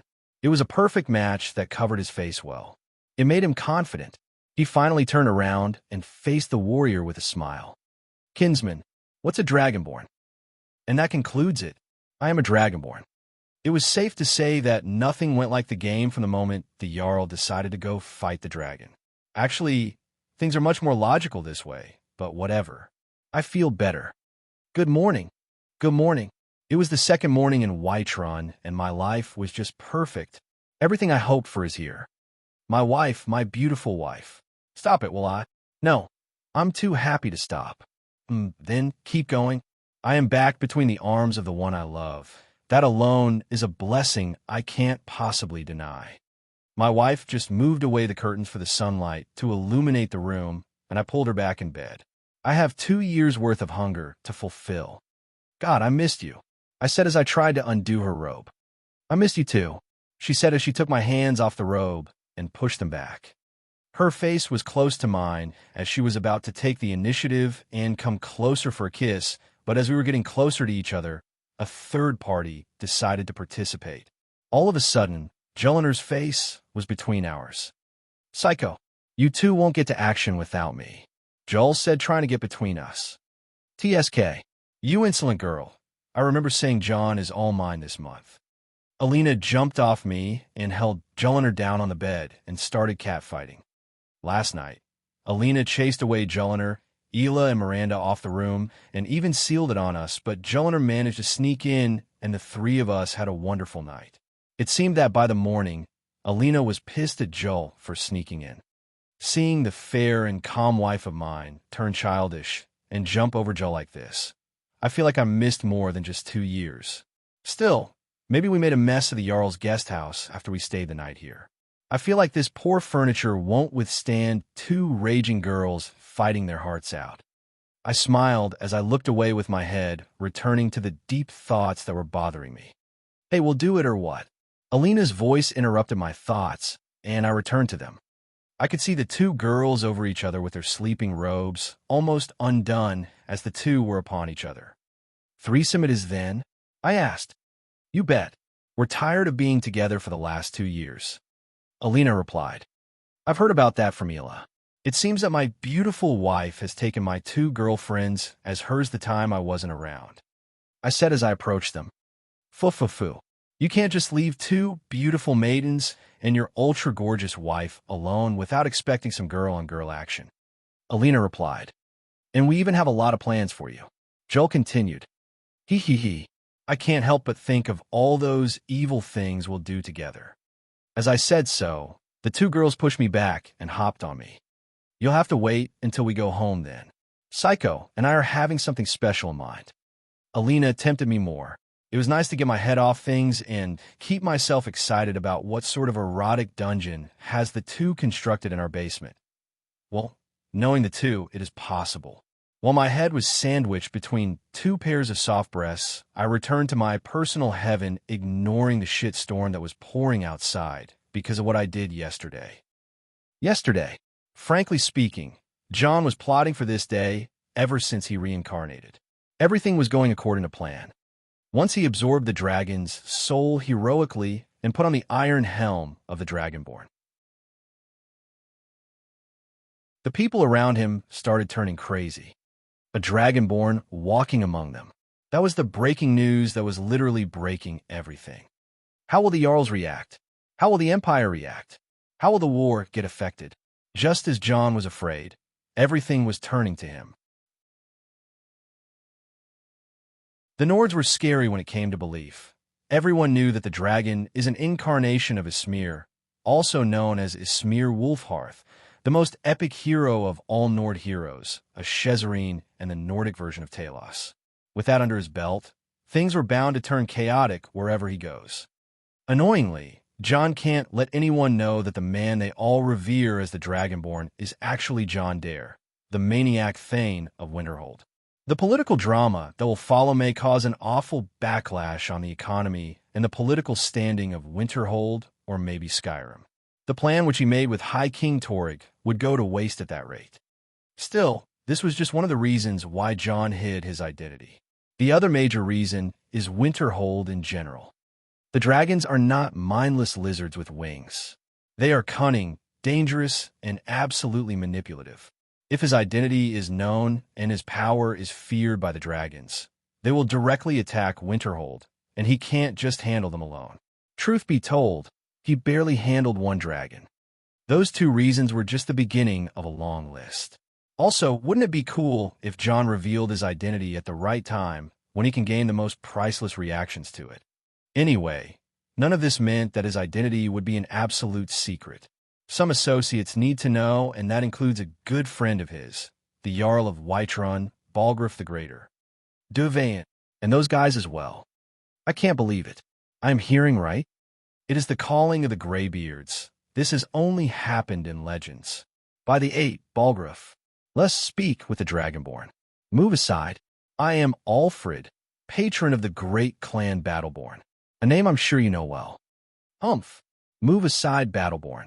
The Grey Manies are the best smiths Skyrim has known. I am Vigner, and my brother Yerland run Skyforge. Big challenges, real solutions. Time to join the Empire. Make Skyrim great again.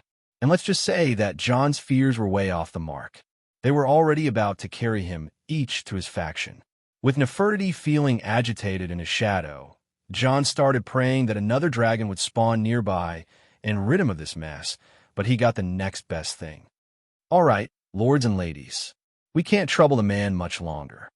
Wulfur set the crowd apart with his massive physique, intimidating all those annoying people.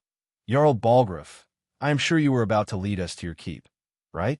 Can't leave your guests standing here. That's right. Kinsman, we can't stay here longer.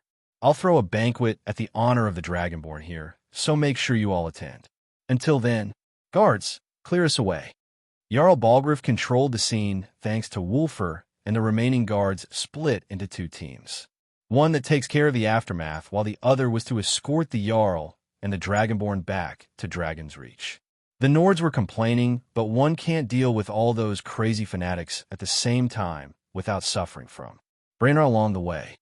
The situation in Whiterun was chaotic.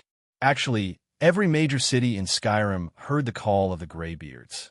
It was said that the thundering sound reached south until the Jarl Mountains, a power that reminded everyone who the Greybeards truly are. As Whiterun was the city that heard it the clearest, the streets of the city were already littered with people who wanted to know what was happening. Thankfully, the Jarl's men were swift enough to reach Dragon's Reach without delay. There, Wulfur and John, along with the rest of the others, were all there. John was still in disguise, refusing to remove the helm off his head. The Jarl took a deep breath and held a goblet of wine, pouring it down his dry throat. His armor was scratched and bloody due to the fight, and his appearance looked as if he had been through hell. Actually, that can be said for all, even John. With everyone picking a seat to rest on, the Jarl found his way to his throne and sat down exhausted. He looked at John and spoke. May the gods watch over your path, my friend. You have done Whiterun a service I can never ignore. I don't know how to reward you for this, but if you be so kind, and let us have a look to memorize your face and record your name, we will prepare a handsome gift worthy of your honor as Dragonborn. The Jarl said. John felt troubled about showing his face, but thankfully, someone had to intervene. A Dragonborn? What is that? Proventus, the Jarl's steward, asked. You don't know. Hrongr, the Jarl's brother, joined the conversation. In the old tales, the Dragonborn heroes would use the power of their voice to defeat the enemies of Skyrim. Wulfharth was Dragonborn. Talos of Atmara as well. Hrongr, calm yourself. What does any of this Nord nonsense have to do with our friend here? Capable as he may be, I don't see any signs of him, her being this, Dragonborn. Proventus faced the Hrongr's excitement with skepticism. Nord nonsense? You puffed-up ignorant. These are our sacred traditions that go back to the founding of the First Empire. Hrongr should at Proventus aggressively. Hrongr, don't be so hard on Avenixai. The Jarl had to stop the two from arguing. It seemed the court of Whiterun can't have enough discord, even with the ebony blade taken away from here. I meant no disrespect, of course. It's just that I don't understand the situation. What's with that dragon showing up, and what do these Greybeards want with him? Proventus asked. That's not our business. The Greybeards have called, and answering them is a tremendous honor and an obligatory duty. Jarl Balgruuf concluded the talk about here. As an agent for the Imperials, Proventus would always try to understand Jarl Balgruuf's plans and report them to the Empire. With the appearance of the dragon, the whole political situation was bound to be disturbed. Even a small pawn like Proventus could figure out the value that the Empire will put on the Dragonborn. Still, something was exceedingly bothering everyone. John was still keeping a silent protocol and refusing to take the helm off. Also, the people of Winterhold seemed to have been the only outsiders present in the court for some reason. Still, luck was smiling on John today as Irileth came running into the court. Jarl Balgruuf, my lord, we have a situation. She said. What's it, woman? Don't run around when you're injured. Balgruuf jumped off his seat when Irileth walked in. She was supposed to be present, but she was injured in the fight and had to rest in the barracks, but something must have happened. The clan heads, the Imperial emissary, the Stormcloak. Everyone is at our door seeking audience. Even that clown Nazim. She said. Jarl Balgruuf wanted to curse out loud, but he controlled himself. Of course, with the presence of the Dragonborn and away from the commoners. All the big forces will flock like birds of prey, and he can't hold them out much longer. This was a bit out of his hand, but thankfully, the Dragonborn seemed as stubborn as any Nord and kept his face hidden under the helm. Jarl Balgruuf didn't want to deal with all those troublesome people, but this was out of his hands. He can only allow them in, show them in, and keep Nassim out for all what's it's worth. He said, Yes, my lord. Irileth wasn't comfortable with the situation either, but they were out of options. Currently, there's a Dragonborn with an unknown identity, and everyone is just going mad about him. Who knows what this man is capable of? Will he be swayed by politicians, or will he be used to do the dirty work of the others? Such answers were indeed putting a lot of pressure on Jarl Balgruuf, but the situation at hand was terribly unstable, and he has to make sure nothing goes wrong. All he knows is that the Dragonborn was nothing but a mercenary who worked for her. The Jarl sank in deep thoughts instantly. Wait, could it be? Associating that man's name with anything is exceedingly uncomfortable, but if John Dare had prior knowledge that this man is a Dragonborn, and he sent him here in this time on purpose, this explains a lot. More to that, the people of Winterhold were present in the court and during the fight. This is no coincidence. Jarl Balgruuf looked towards the doors of his hall as the men flowed, causing a lot of noise, all wishing to speak with the Dragonborn and get to know him. Jarl Balgruuf paid them no heed and kept looking towards the doors of his hall with patience, making a small bet with fate. Could it be? He thought of the possibility that soon started to turn into a reality in the most bizarre of scenes. The sudden mess, the unexpected ruckus, and most importantly, the cool entrance. The man who can send the most powerful figures in Skyrim early to bed. He was walking and stealing all the spotlight off the Dragonborn that was supposed to be the savior of the day. Not only was he coming in, but his sight made the guards run from his way. Maybe due to the Minotaur that was following him, but that didn't matter. It is still him. But still there is more. It can't be him if he didn't say something exceedingly cool. That's a lot of ugly faces gathered in one place. Let the most handsome young man in the world grace you with his presence. He said. The Jarl stood off his seat, not noticing the Dragonborn who was covering his face from the punchline that went completely off script. It's really him. The Jarl said, while in fact that was Mirren on the transformation potion. John has successfully made sure that both his identity and that of the Dragonborn remain separate until he decides otherwise. Yet, of course, the fun part, politics, is finally about to start. I hope you're all staying home quarantined, reading novels, and playing games, or even studying.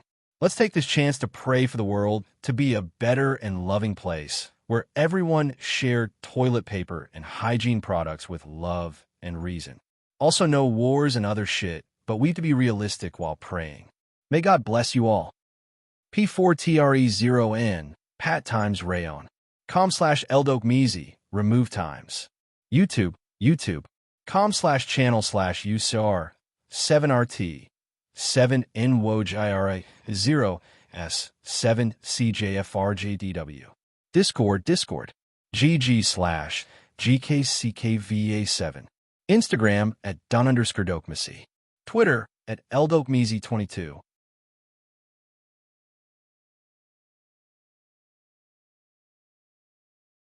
Chapter 517, The Man, the Myth, the Fucking Legend. Thanks for our newest patron, at James French. A few comprehended the sudden appearance of John Dare, and took a while to realize the situation that was absurdly unfolding into all the wrong directions. John Dare, safe to say the most infamous person in Skyrim, right after Ulfric's Stormcloak, is gracing them with his terrible and unwanted presence. 2 years ago, this young man was the center of all attention, from the houses of politics to the taverns to the gatherings of mages and scholars, but most importantly, in the imperial court. John Dare the man, the myth, and the fucking legend. John Dare the man started his career in the arena of Skyrim as the junior champion of the High Kings tournament for Year 4, E196. Following his winning, he took his reward and became someone important in Winterhold, rebuilding the hold from dust. None could have known that the poorest hold in Skyrim would dig out unimaginable riches in the hands of John Dare. This caused many to be jealous, yet alas, John was already too powerful to contain.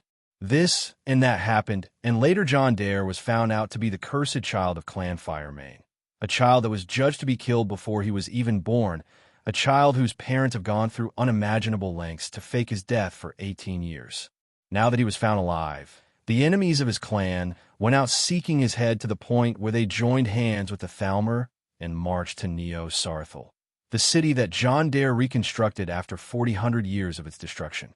The result was the utter defeat of the allied clans and the death of 10 Thalmor arch-wizards who were leading it.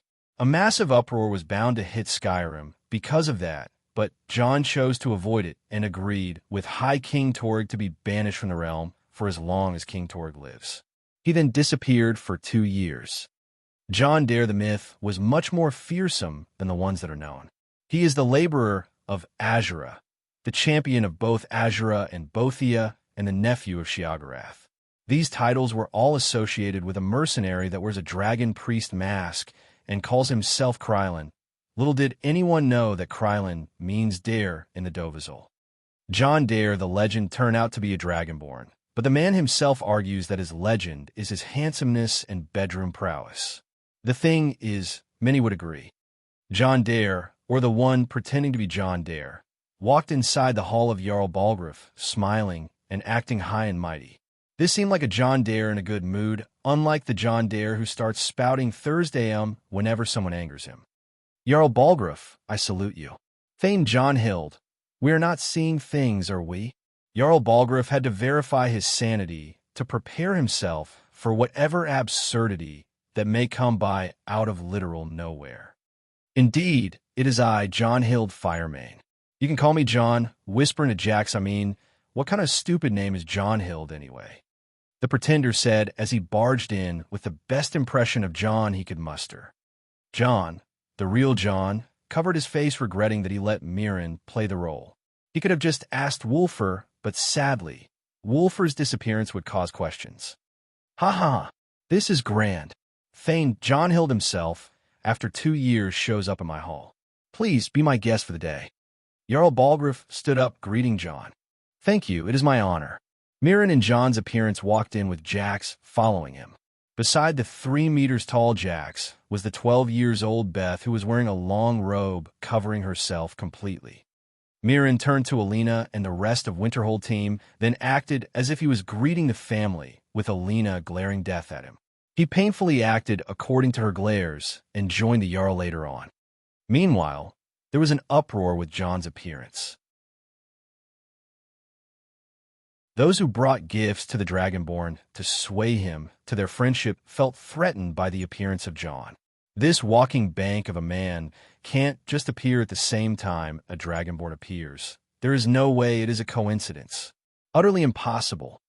Regardless of John's motive, those politicians had one mutual thought in mind, and that is to never let John Dare be friendly with the Dragonborn. Both the Stormcloak and the Imperial agents hidden within the crowd of the flocking visitors would spare anything to never let this happen. If there is a Dragonborn, then this is the only equalizer to the freak of nature that is John Dare. Those people started polishing their honeyed words and dusting off their treasure coffers to try anything they can to sway the Dragonborn. But who would have thought that the next words of Jarl Balgruuf would make them feel like puking blood? Join us, Thane John Hild. I have already met your protege here. Protege? Just why was the Jarl saying that to John Dare while pointing at the Dragonborn? This is an absolutely uncomfortable thing to hear, and they wanted to unhear it if they could, but it didn't feel possible anymore. What is the relationship between John Dare and the Dragonborn? They all almost felt like their heads were burning from the thought. Indeed, I was supposed to meet him at Helgen, but as I crossed the Pale Pass 2 days ago, I saw a great pillar of smoke rising to the sky. Following its source, I saw Helgen being eaten by a terrible flame, the pretender regretfully said. It was already too late. The Jarl continued in a heavy tone. It was a tragedy. I tried to help any way I could, but there was too much death. It is regrettable indeed. May those who passed away with bravery in their hearts be united in Sovngarde. Amen.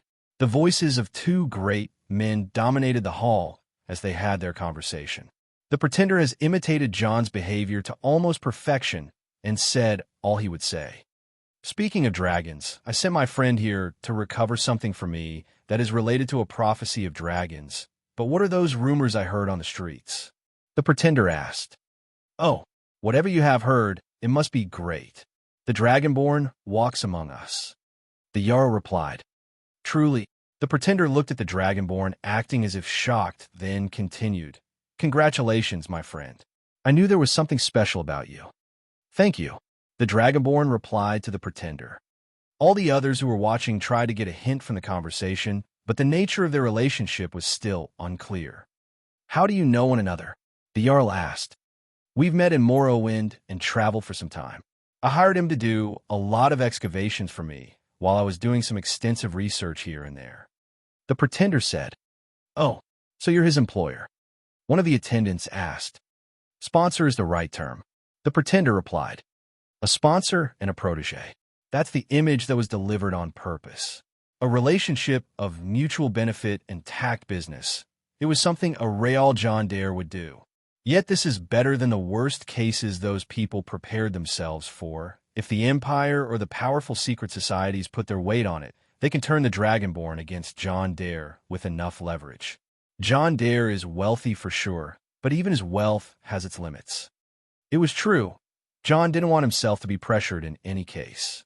The Dragonborn is bound to be supported by many forces, and as his current official sponsor, he holds too much power that would upset his business rival and political enemies. The Dragonborns across history were people with unfathomable power, and that's the trump card he can imagine others would want to use against him. Aside from protecting his true identity as the Dragonborn, John was making a big juicy bait to see who his enemies are at the moment. With the Thalmor unable to act freely in this war situation, they would surely unleash their pawns to hinder his growth. This is also true for the Empire that keeps a fragile peace with him, and the dragons who are 100% guaranteed to not act like the mindless beasts they were in the game. John, the real John, smiled to himself as he felt a shitstorm heading his direction. After all, he's the Dragonborn who is upon the wheel would turn. All are bound to sway with his actions, so he must be in control all the time and plan 10 steps ahead of anyone. His targets weren't just those big storm blowers, but also the ones who sail the hidden currents. The 4 factions of Skyrim that he intends to control as soon as possible. The College of Winterhold, the Companions of Whiterun, the Thieves' Guild of Riften, and the Dark Brotherhood of Falkreath. Away from John's inner thoughts, the scene continued as the pretender held a firm conversation with Jarl Balgruuf, while the Dragonborn handled the others who came to make connections with him. It was so laughable to think that those people are not even aware of what is happening and thinking of short-term gains they can achieve by befriending the Dragonborn. Balance is the true instrument of wealth, even in the times of war. Especially in the times of war. The Imperials and the Stormcloaks were on a stalemate for too long until General Tullius was assigned lately. He managed to trap Ulfric's Stormcloak in a short time of constant confrontations and almost brought the war to its end, but Alduin the World Eater ruined his plans to keep the war on. Now that Ulfric survived, he is bound to be very cautious and lead the war from a safe distance, which means the stalemate is back between 2 equal and competitive forces. The true problem here is with the neutral faction, which is rather very large. If this faction ends up joining a side, then the war would be over, but the cost would be too great. Too many will die.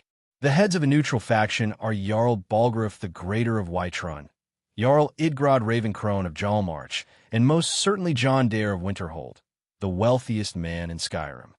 With 3 of the 9 holds away from the war and the other 6 split against each other, this meant that there is a large possibility in which the neutral faction can be considered stronger than the other 2 factions. More to that, each faction has an iconic hero who are John Dare, Ulfric Stormcloak, and General Tullius respectively. On this rate, the Dragonborn is a guaranteed candidate to break that balance. Some saw this as fate, while others were terrified of the unknown possibilities.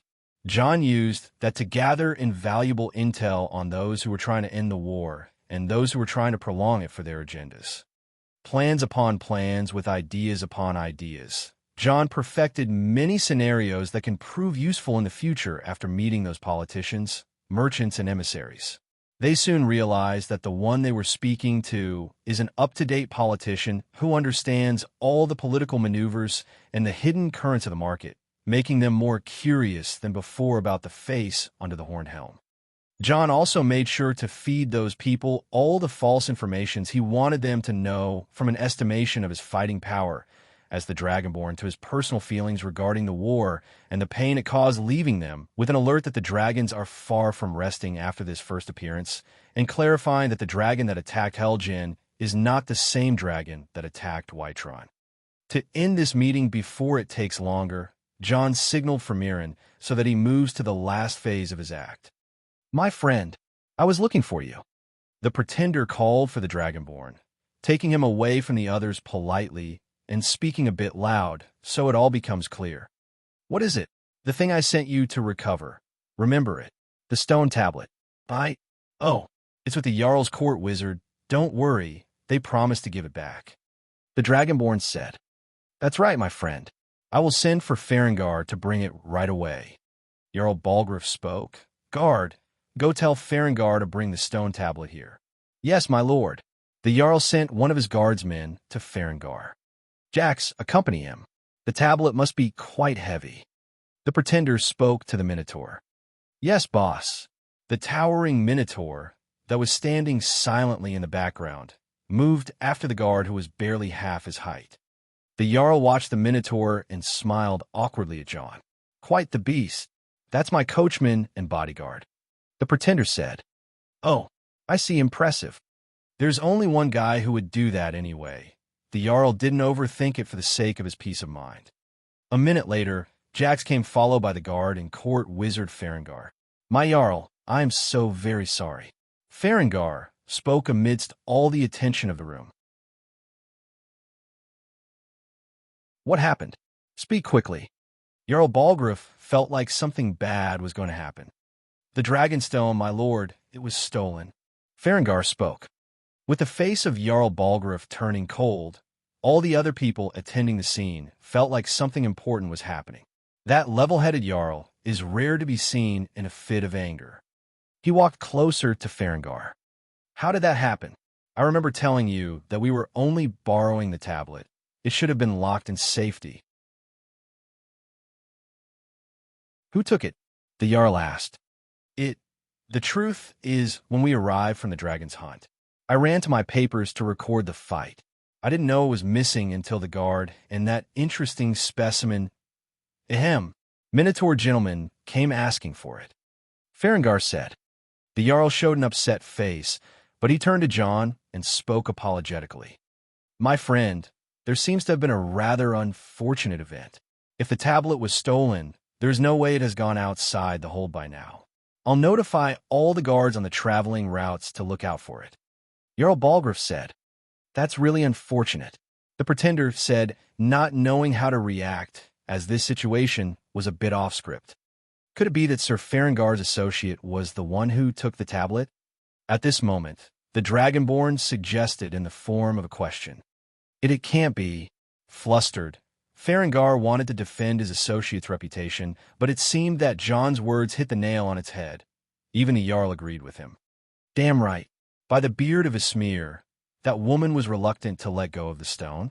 "Farengar, where is she?" the Jarl asked. "I don't know, my lord. She wasn't here once we returned. Damnation." Farengar seemed frustrated for his own reasons. "What are you waiting for then?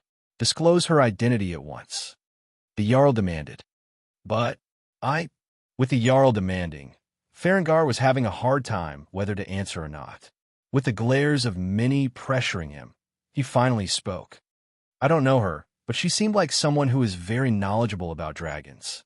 She said things that piqued my interest regarding my dragon research, and I couldn't resist listening to what she had to say. Farengar. At that moment, Irileth almost jumped at Farengar. You let a stranger into the Jarl's court without verifying their identity. What would you have me do? The dragon research is of utmost importance. Farengar and Irileth were about to argue, but Jarl Balgruuf stopped them. Enough with you two. You want to shame me in front of my guests? Off with you.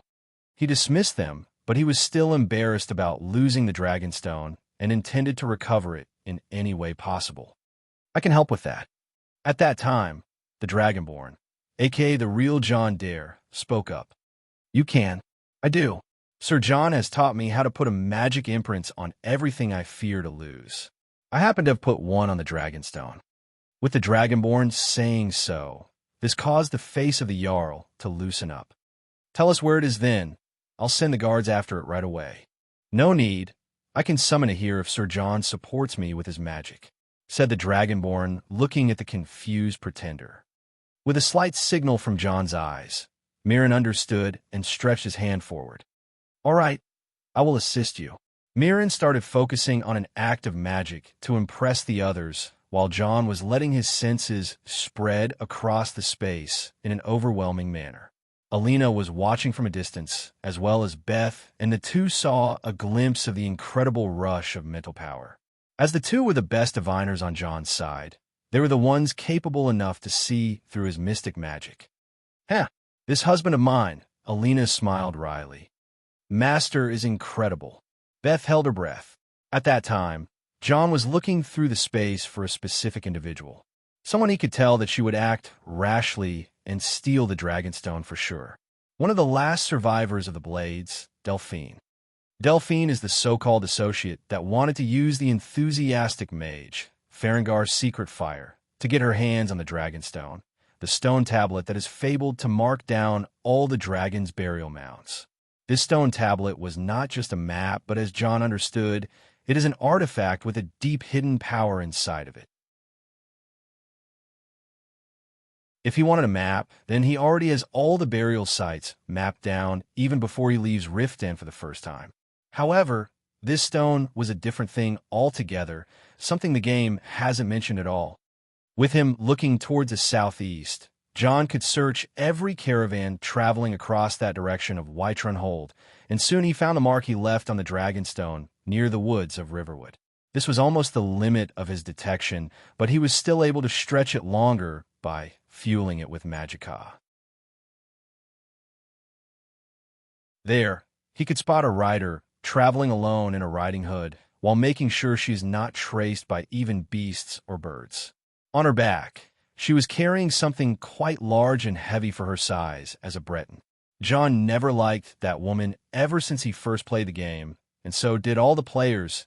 Maybe that was the only thing everyone agreed on in the game. Let's see the look on your face now. John smiled slyly as he started casting a spell.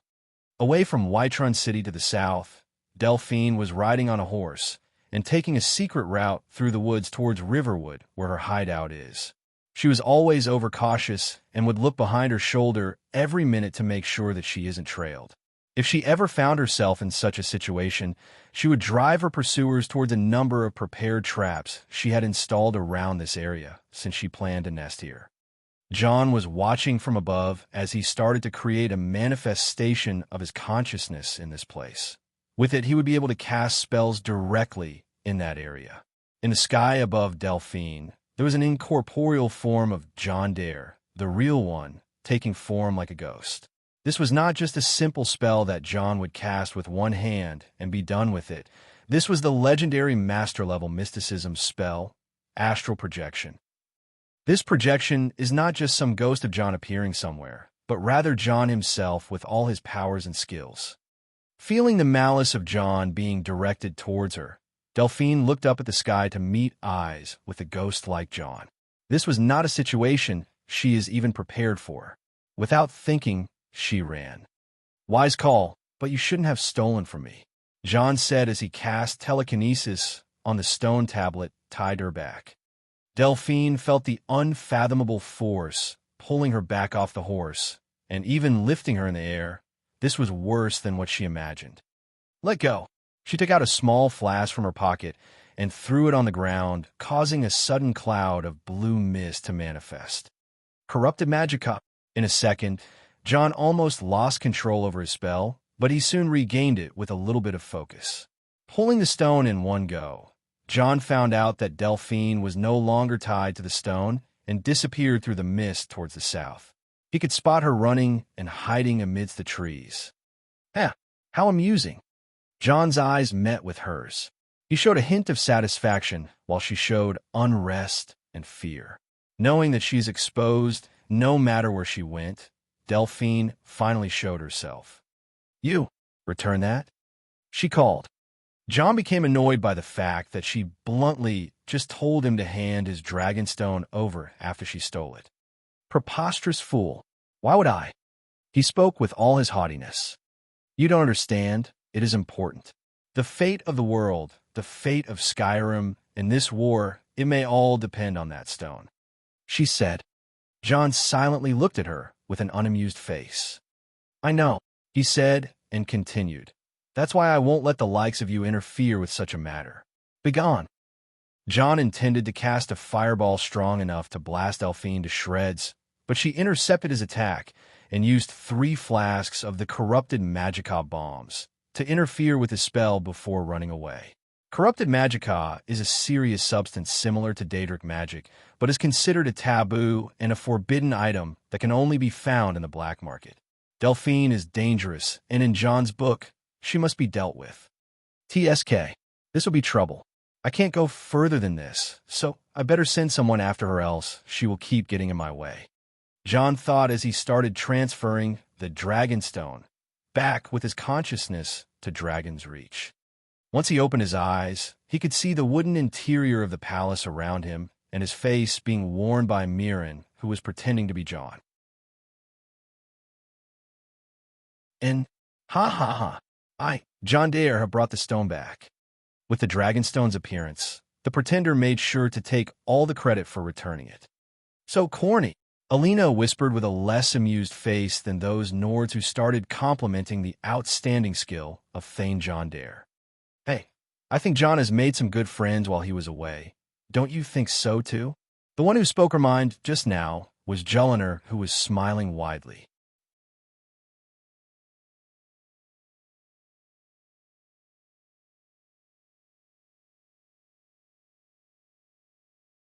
Chapter 5:18, Explaining the Politics.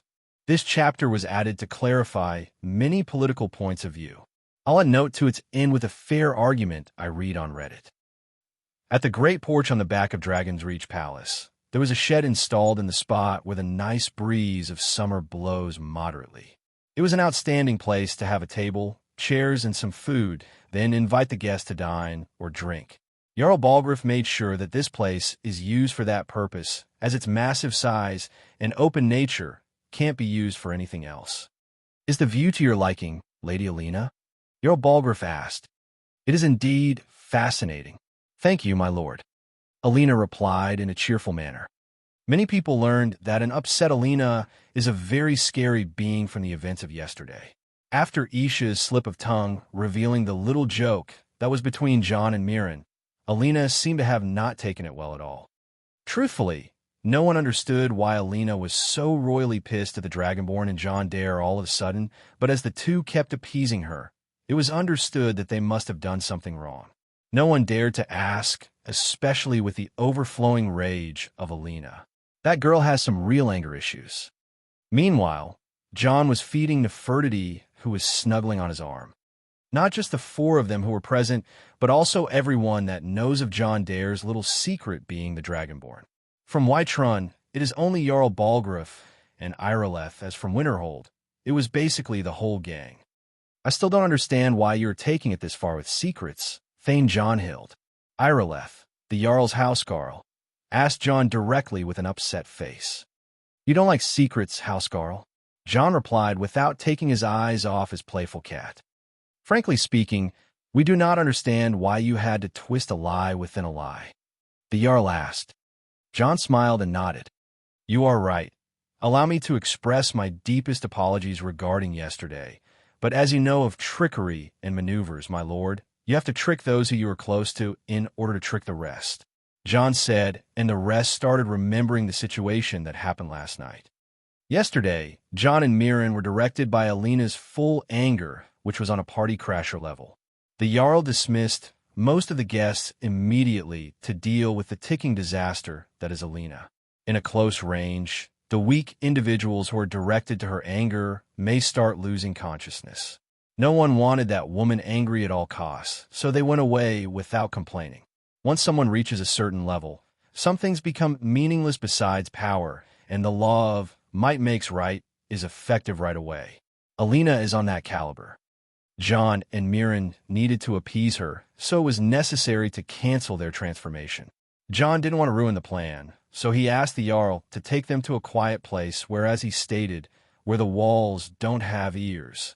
This meant that the Jarl, and only his most trusted aides, must be witnesses to what comes, and no one else. The Jarl chose Irileth and Farengar to accompany him, and to their absolute shock, John Dare wasn't John Dare, but rather an elf, and the Dragonborn was the real John Dare. How John explained it later took him a few brain cells to make everyone who is raging around just chill. It was safe to say that Irileth was the hardest to convince, while Farengar was the best object of proof, yet he kept asking far too many questions. Alina, on the other hand, understood the situation before John explains it now that she got a minute to calm down. With the messy situation out of the way, John made it clear that his identity as the Dragonborn can't be exposed to the other members of Whiterun Court, at least not now anyway. Back to the present. The Jarl was slowly recovering from yesterday's headache, but still asked for John's real reasoning to disguise his identity. The question which John answered with a sly smile, but the Jarl knew there was more. John then added some of his own reasoning. Winterhold, Whiterun, and Mordhau are the three cities that will decide the Civil War. Mordhau is mostly on the Imperial side. Winterhold has a lot of Stormcloak supporters and Talos worshippers, which leaves Whiterun as the ninth hold with no real intention to participate in this madness that is to come. Sadly, Whiterun Hold is the heart of Skyrim, and many battles have already happened between the Imperial Legion and the Stormcloaks, but still, you managed to keep it neutral, my lord. John said, Indeed, it took us a lot of effort, but on the cost of our economy. The Jarl replied, And if only you are aware of how many attempts there were on a Jarl's life. Irileth added, I wouldn't try to imagine how difficult your situation is, but what I can imagine is how the situation will shift if something happens to Jarl Balgruuf. Who is the successor of Whiterun at the moment? John asked. Hronger, my brother. Jarl Balgruuf replied. Too hot-headed, that one. John said. You have no idea, the Jarl said with a tired face. He may argue with my steward most of the time, but the two almost agree on everything that is imperial. You also have the Greymane and the Battleborn clans in the city. The two have different allegiances, but still hold well together after the wedding of John and Alfina. John added, Indeed, the Jarl thought for a while, then smiled at John. If I remember correctly, you made sure that the marriage happens no matter the cost. But still, I don't see how any of that related to your secret identity as the Dragonborn. Jarl Balgruuf, do you think it is wise for me to reveal it? John asked. It would bring you a whole lot of benefits. All the Nords will look up to you. You will be welcomed everywhere. The Thalmor will be forced not to chase you anymore. Your standing with the Empire will improve, and the two men looked at each other, speaking in a language only the two of them could understand. So, none of this will serve you any benefit, the Jarl concluded. Nope, I don't need any of that. John shook his shoulder with a smile. True. The Jarl fell into silence before looking at John once again, and your reputation as John Dare will harm your identity as the Dragonborn, and the other way around too. That's right. It will also make the situation too difficult to beat regarding the war. John nodded once again. The two remained silent for a few seconds until Alina broke that silence. So your argument here is that if the Empire found out that John Dare is the Dragonborn, they will be threatened? Is it because of the covenant of Akatosh? She asked. That's a very dangerous thought, Lady Alina. Jarl Balgruuf almost went pale. But it is what John fears the most right now. The one who confirmed that dangerous fact was Miranda. This whole situation is now more serious than what it seemed. The Covenant of Akatosh, or what was known as the Covenant of St. Alessia, was the whole basis on which the First, Second, and Third Empires were established upon. The divine right of the Dragonborn Emperor. St. Alessia is a Dragonborn and the founder of the First Empire. Reman Cyrodiil is a Dragonborn and the founder of the Second Empire. Tiber Septim is a Dragonborn and the founder of the Third Empire. Compared to the weak and failing Mede dynasty founded by Titus Mede, the last Dragonborn who roams the land of Skyrim is a very suitable candidate to replace that dying dynasty. Back in the First Era, when St. Alessia led the slave rebellion and won Cyrodiil, she had to legitimize her throne by a divine right, so she made a pact with the imperial chief deity, Akatosh. That pact was that as long as Alessia and her Dragonborn descendants sat on the ruby throne with the Amulet of Kings and light the dragon's fire in the Temple of the One, Akatosh will ward Tamriel from the tyranny of the Daedric lords of Oblivion and their hordes of Daedra. This pact was a blessing to the whole Tamriel, and Alessia was named a saint for it.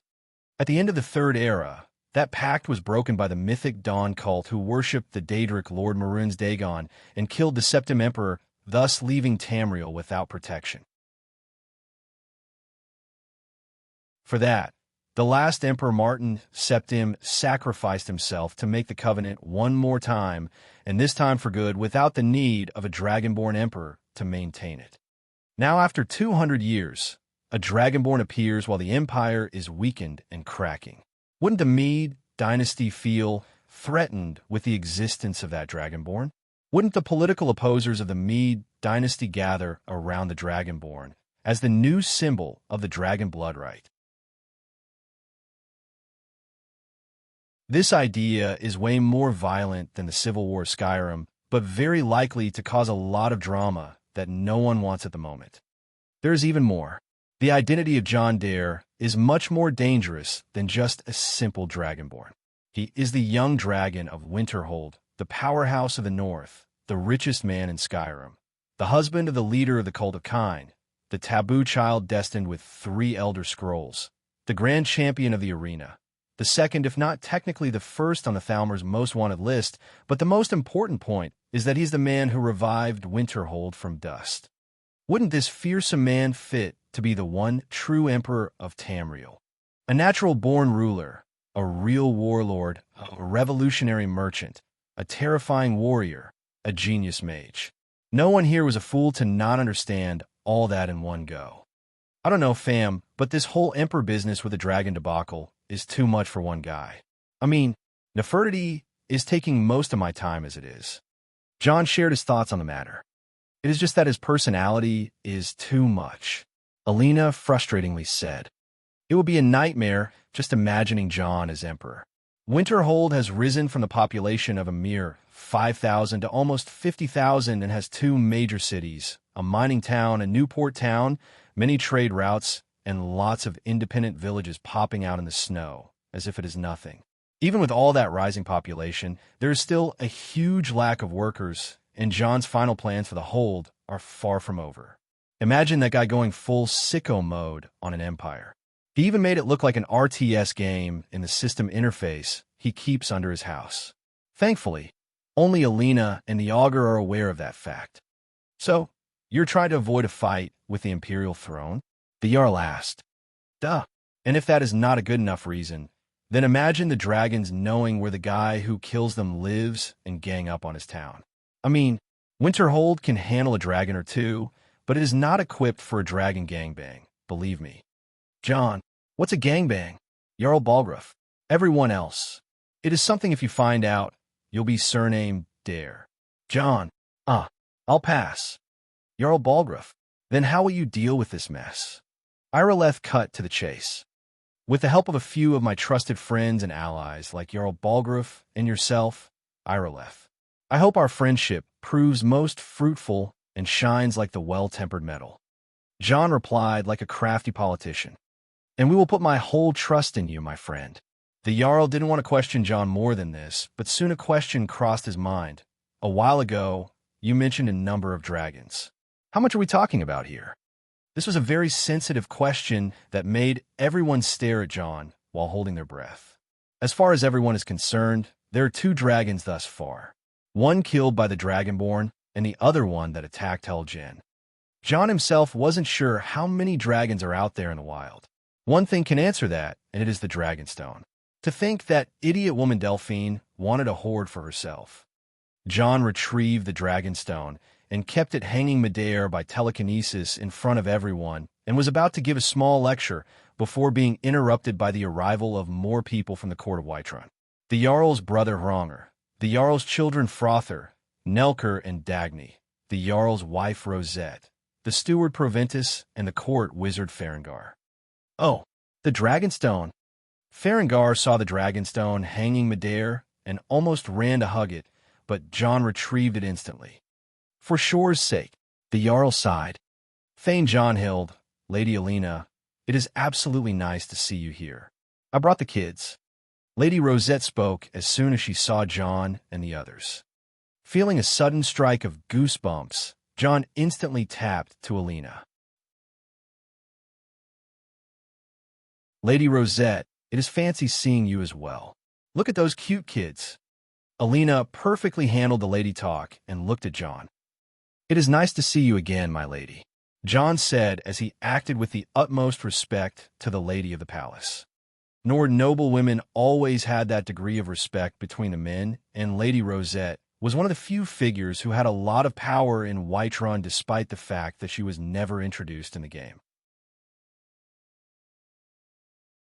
She was a good-looking woman and all, but John can't handle talkative ladies, thus he just left it to Alina and sat beside the Jarl drinking mead together. Father, father, father, where is that dragon man? Dagny, the Jarl's youngest daughter, asked. Oh, he left, my dear. The Jarl replied gently. What? But I want to see him now.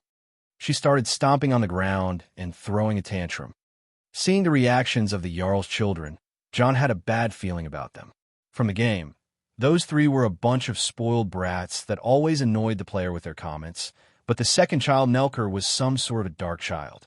Thanks to John stealing the ebony blade 2 years ago, that child seems to have survived the dire fate of being enthralled by the Daedric prince Mephala, the Lady of Whispers. Actually, the whole palace was affected by the cursed blade, but Nelker was the one whom Mephala roamed the palace through making mischief and sowing discord. Still, despite the blade being taken away, the boy seemed a bit distancing himself from the group. John could tell as he knew that Nelker isn't the son of Lady Rosette, but apparently from one of the Jarl's affairs. Still, it was better to take the blade away and spare the boy from falling to its influence, else there would be no healing for those who were kissed by Mephala. Ignoring the chattering ladies, the parent that was trying to talk his daughter out of her stubborn phase, and the other ruckus that kept happening, John found himself only drinking alone. So that's how getting invited to a barbecue feels like, John thought to himself. It was surely a situation where he wanted to bail out from, but sadly it was not possible, so he could just keep petting Nefertiti like a good homan.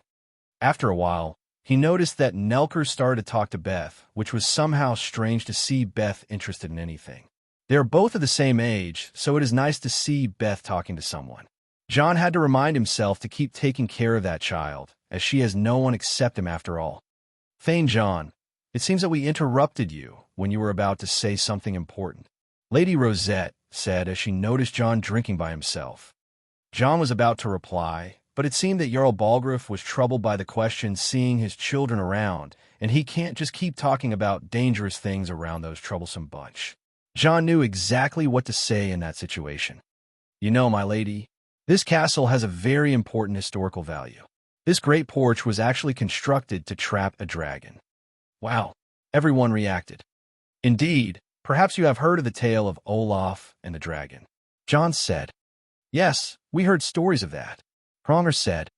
According to the tale, Jarl Olaf One-Eyed was a terrible man, but he trapped Numinex the dragon by those shackles at the ceiling of the porch. John pointed up as he said.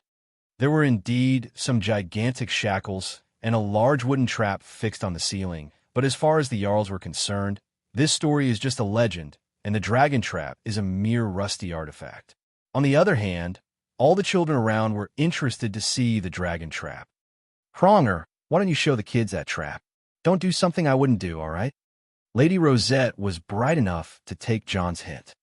All right, sister-in-law. Kronger to his nephews and niece to show them the dragon trap. John returned to his explanation right after it. Regarding the question of how many dragons we are to expect, I hope you will be open-minded about what I discovered during the past 2 years of research. John said, and took out the dragonstone once again. This dragonstone says that in these locations lies the fallen lords of the dragon cults, which are the dragons, and they're numbered to be 22, so we are roughly talking about that number. Kind, divines, oh dear, for just a starter. John added, 22 dragons marked on the map was rather a scary thing. Those who were present felt the true threat of the situation. But, Thane John, you just said those locations are where the dragons are buried, right? They are dead. Farengar noted something that made the others look at him with hope. I am sorry to break it to you, Farengar, but the Dragonborn walks among us for a reason. These dragons are being resurrected, not coming out from hiding, not all of them at least. John wasn't going easy on them at all. Please, elaborate further. The Jarl asked. As we know, only our friendly neighborhood Dragonborn can kill dragons and steal their souls. Dragons are eternal, so they don't actually die by normal means. Death to them is just a slumber. Those 22 dragons are slumbering at the moment, waiting for Alduin the World Eater himself to resurrect them. By the way, Mermolner, the one we faced yesterday, was a wild dragon who survived by himself, meaning he is not one of the 22 dragons we need to kill, and there are many like him. Wait. Hold on. John, stop. They were taking this worse than he imagined, but it seemed that he needed to emphasize on some terms like the 22 dragon lords aren't out yet, and there are more dragons out there and hiding and returning to, and most certainly Alduin, the World Eater. It took a while, but John repeated himself happily. In the end, John came to regret it, as those who were not used to him either believed him and became depressed, or didn't believe him and called him mad, but in the end believed him after he reminded them of yesterday's dragon and became depressed anyway. So what's the solution? The Jarl asked. Not much. We keep watching out for dragons and contact our friend the Dragonborn to come if we find any. He will deal with them with the help we can give him. We just have to make sure he kills the dragon, and that's one for the good guys. Once Whitron and Winterhold are in total cooperation on the Dragonborn's cause, the other holds will also join in, and we will have a wider network for hunting dragons and rescuing the world. Meanwhile, I will personally lead the investigation of the dragon crisis and figure out more counterplans to share them with the whole of Skyrim. John presented his solutions. He was not just making an official sponsorship to the Dragonborn, but also taking a monopoly on the investigation and sending out the news. It may not sound bad, as John Dare is known to be an excellent mage with a lot of studies regarding dragons. John wanted those people who are present to hear it very well, especially when there are Imperial spies around now. And will the war be affected? Provenus asked. John smiled vividly. I hope this crisis brings the sons of man together and to reunite them brothers and sisters against one enemy. This may be our only chance to achieve world peace. He said, such empty words were just a big load of bullshit, but who cares? He's right either way. And where's the Dragonborn right now? Lady Rosette asked. Oh, he's busy. You know, the Greybeards called for him. It may take him a month or so to climb the 7,000 steps, so he must prepare. John said. Technically, that was not a lie. And we must prepare as well. Alina said. Indeed, Jarl Balgruuf agreed. Thane Johnhild of Clan Firemane. If you may accept, I want to give you the right to operate in my hold and guide the Dragonborn against any dragon that may threaten this hold. I accept the burden. John replied. The whole gathering stood up as the two most important men were up facing one another. In that case, allow me to name you a Thane of Whiterun. It is the highest title within my power to give. I am sure you are quite familiar with the responsibilities. Jarl Balgruuf said. Thank you, my lord. John replied. I also assign you Lydia to be your housecarl and gift you this weapon as your badge of office. May it serve you well. Jarl Balgruuf signaled for one of his elite guards to step forward. It was none other than the legendary maiden in steel, Lydia herself. John almost wanted to burst out laughing, but barely held himself. Meanwhile, Alina was watching him with warning glares. With Lydia stepping forward and Irileth passing a large ceremonial axe to John in a wooden case, John stepped forward and picked up the axe. I will never disappoint Whiterun, my lord. John said. All right, that is all for now. Jarl Balgruuf dismissed the audience, and John took his leave. He led his group of endgame bosses out of the palace through the city during the sunset, and finally exited the Cloud District. Back to Winterhold? Alina asked. Finally, John was never happier to agree with anyone on anything. He looked back and spoke to Lydia. Lydia, right? He asked. That's right. The Jarl has appointed me to be your housecarl. It's an honor to serve you. She said. Do you remember her, Wulfr? John asked. She's quite familiar. Wulfr said. Indeed. Do you remember me and this guy? John asked her. I do, my Thane. 5 years ago, we met in the High King's tournament. She said. Oh, that's right. The War Maidens team. Wulfr recalled right away. Indeed, John confirmed. You have a good memory regarding women, husband. Alina stepped in. John always does. Isha added. Quit it, both of you. Hey, Lydia, what does a housecarl do? He asked. As my Thane, I'm sworn to your service. I'll guard you, and all you own, with my life. She replied. That's disturbing, Jolinar commented. Wait, here comes the best part. John said and turned to Lydia. Lydia, I want to trade something with you. I'm sworn to carry your burdens. She replied. Perfect. What's up, guys? It's Don here. Most of this chapter was a bit of me spoiling the political situation, as most of you are not really with great memories, not blaming you. But what follows is a bit of spoiling about the political standing of a Dragonborn.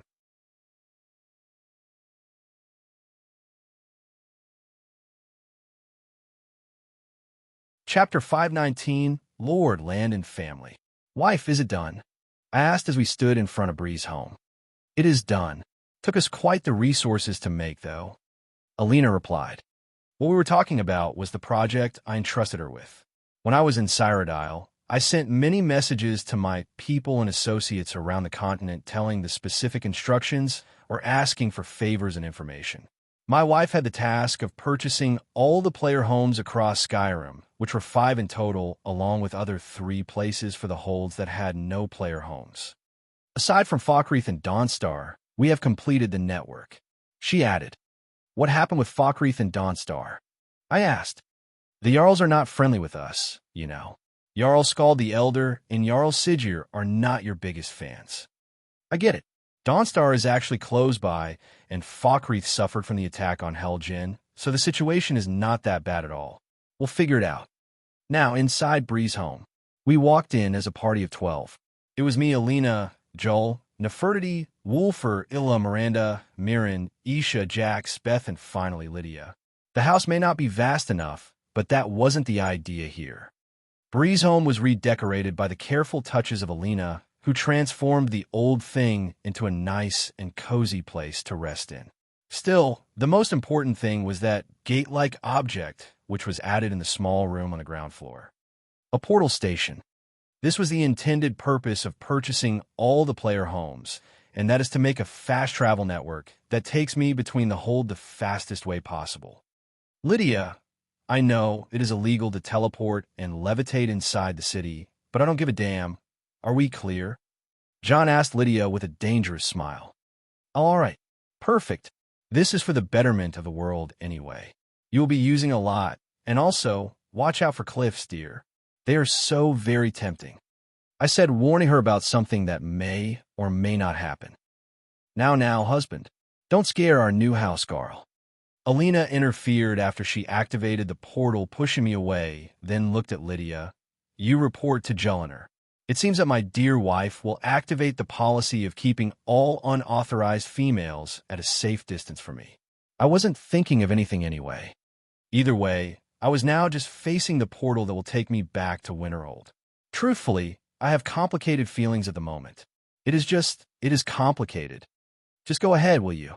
Alina lightly pushed me forwards, and I stepped in the portal trying to think positively. Winterhold, the historical capital of Skyrim, and the home of knowledge and politics that long since sank under the sea of ghosts. Winterhold of the past was a sorry place plagued by hate and skepticism between the common folks and the mages, but one man reformed that waste into a power that can't be looked down upon. Winterhold of today is a massive trading hub that sits upon the coldest parts of the Sea of Ghosts and the capital city of magic in Skyrim. The docks have expanded further and further to rival that of Solitude and Windhelm to the point where it extended between the small islands to the north. The shipbuilders of Winterhold now have a guild of their own separate from the Dare Dragon Company, but still loyal to the House of Dare. The town expanded yet past the old walls, giving birth to newer districts and slums. The buildings started to take a new form to contain more residents by stacking apartments on each other rather than building independent houses. This was no longer a city, but rather a machine powered by various races and origins. Rather than having the time to be racist against each other, work and money were the aspects of the community in Winterhold. Either with force or reason, advancements took place when people needed it. Businesses took places outside the umbrella of the dominating Dare Dragon Company, and diversity became a theme. This, of course, wasn't the end of it.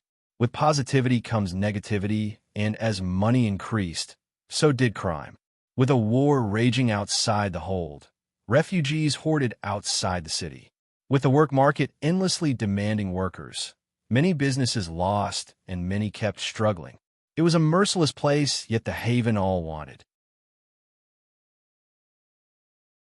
The original natives of Winterhold couldn't be distinguished anymore, but they are now living on the better side of the community, being envied for being here first. That is the way of life in the new Winterhold. The bloodiest image of capitalism was incarnating in that city, and everyone was getting addicted to it. On the other hand, Whispering Town became larger and larger, taking away the stone quarry business from Sarthal.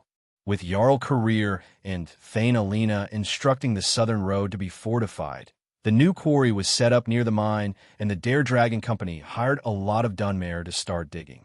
Alina was even smart enough to allow the construction of a temple for Azura under the shade of Azura's gigantic statue to gather the support of the Dark Elves, even though it was against Alina's own faith.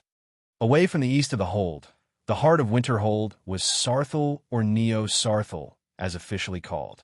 Sarthal had a new temple for the Nordic divines, and many clans moved there, including the Moonblades, after the destruction of their home after the Battle of Winterhold. The Firemans also constructed a massive manor, which were Jonrad and Hilda Firemane. Aside from the housing, the Nordic population of Sarthal increased massively in celebration for the revival of the ancestral home of mankind itself. All was good and fine, but what impacted the city the most was the Museum of Sarthal, the grand building that was under the direct supervision of the House of Dare, managed by their retainer Silas Vesuvius.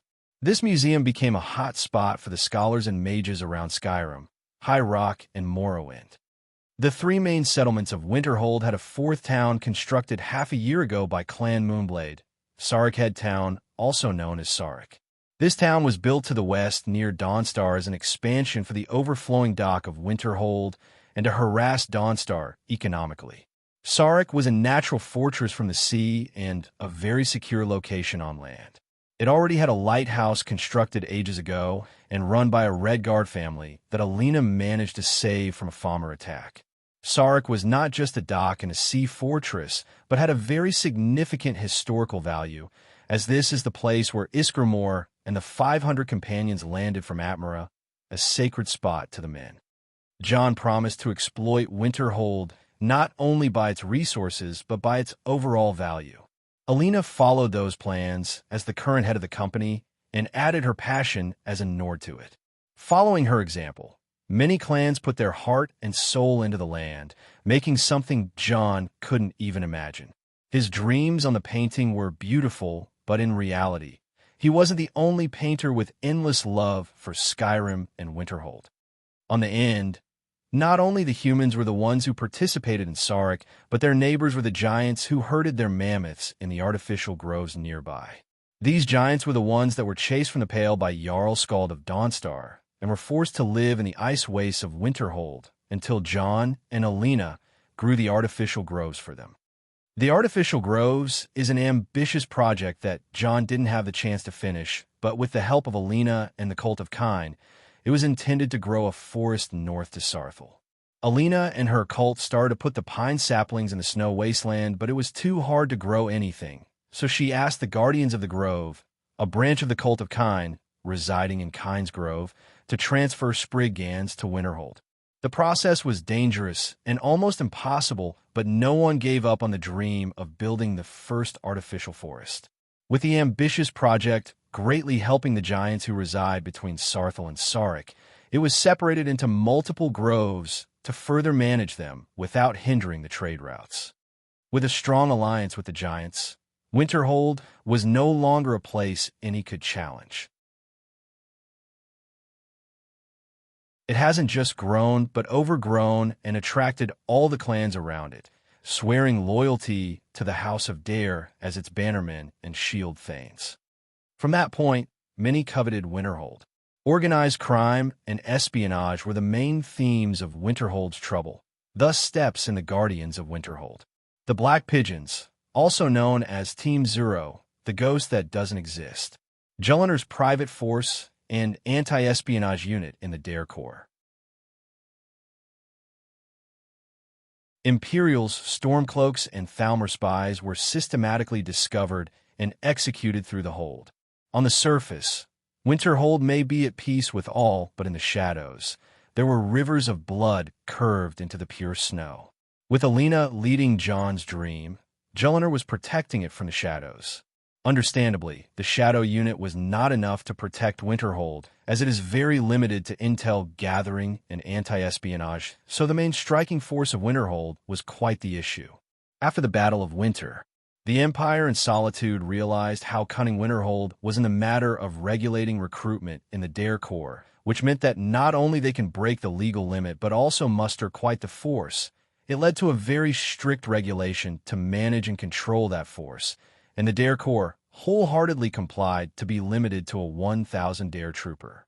The guards of Winterhold were former Dare troopers, which meant they had divided loyalty, but they were also limited by law to quite the same number. This meant that the Empire was limiting Winterhold to 2,000 units in total, but was that truly a thing? Jonrad and Hilda Firemane were their little project behind the scene, and by little project, it means the warband of Winterhold consisting purely of the members of the new clans and sneakily a lot of former Dare troopers. This force was unlisted and completely unofficial, divided on all the clans, but in the secret documents under Alina's pillow, that's 10,000 units ready to huff and buff wherever she points. This is Winterhold. Winterhold City, the capital of commerce and magic. The Whispering Town, the mine of fortune. Sarthal, the cultural home and impenetrable bastion. Sarek, the thriving port. With many villages, giant settlements, training camps, work spots, and unearthed treasures spurting all over. The hold was in its best image for the arrival of its boss, the big boss. "We are ready." Alina spoke as she looked past the door of a new residence at the edge of Winterhold City. This was the new house, which will be claimed by the Dragonborn in the future as his base of operation in the city. Inside the house, everyone gathered with John in the center. He was immersing himself in the sensation of homecoming while the others were covering themselves with heavier clothes. It is summer, all right, but Winterhold is called with that name for a good reason. A lot has changed. I truly missed a lot. John finally spoke as he opened his eyes. "No," Alina replied and held his hands. Everything you love was never misplaced. Your people, your family, your clan. It just rose up to your level, my dragon. John smiled and got closer to his wife. You outdid me. No, only one person would dare to start all this, and he started it all right. You know what? The past 2 years almost doubled our population, so not all of the people know you. Why don't you go and claim the spotlight on your own? Alina's words were tempting as they filled John with pride. He looked past the door, and he could no longer resist it. His spotlight, his stage, his scene, his crown, and his rightful throne. The town that was just some broken buildings surrounded by some walls and buried under snow and corruption. He arrived at it when it was void of hope and had nothing left to lose. He built a bathhouse to make the money circulate and invested in any trade or labor available. Even with the Jarl against him, he put him down smoothly and took the lead, establishing a company. Then the pirates came, and he fought them at that cliff and in those waters, that cliff which is covered by wide stairs and those waters which are filled with trading ships. He went wider and taller, expanding to every direction. He brought a master alchemist to the town and regulated business and enhanced it. The East Empire Company tried to devour him early on, but it ended in bed somehow. Windhelm and the Empire wanted to avoid the cake with him, and he sent them home empty-handed with a fleet that dominated the water with no sails going against the current and defying the tide for all it cares about. He expanded further and further, making his pocket reach as deep as the royal coffers. They called him a monster, an irregular, a beast. He took these names to the heart and never stopped. Those who hated them for no reason were gladly given some real reasons to hate him as he emptied their coffers and grew Winterhold further. And when an army came to his door, the army was buried at the gates of Sarthel. John Dare and Winterhold, there was never a better match. He is its soul, and she is his body. He loved her, and she loved him, and he missed her so much. As he opened the door to meet his dear, a hand stopped him, so he looked back. It was Wolfer giving him that thing. Right? John Dare had a particular robe, the red sleeveless one with red plates on it. He always wore it open. Last time he wore it was at the Battle of Winterhold, and it was torn badly. He had a dress for the occasion. Your beard is a bit overgrown, and please let your hair loose. Joel said, Can I go now? He was being held back for trivial things, but the others were as excited as he is, so it must be perfect at least. You are perfect. Hurry before they remember anything else. Ela pushed him past the door, and he was finally outside the manor. Truth be told, he was barely ready. The manor was directly on the main street, so no one stopped for him. He was noticeable for his height and clothing, but seeing the firemen's in Winterhold was something very common. Life didn't stop for him. People didn't applaud, and girls didn't throw flowers in his ways. That was nothing to him. He didn't need applauding or recognition. He only needed to see the people, the buildings, the life. He looked at every person working around, carrying wood or hammering nails with great pride.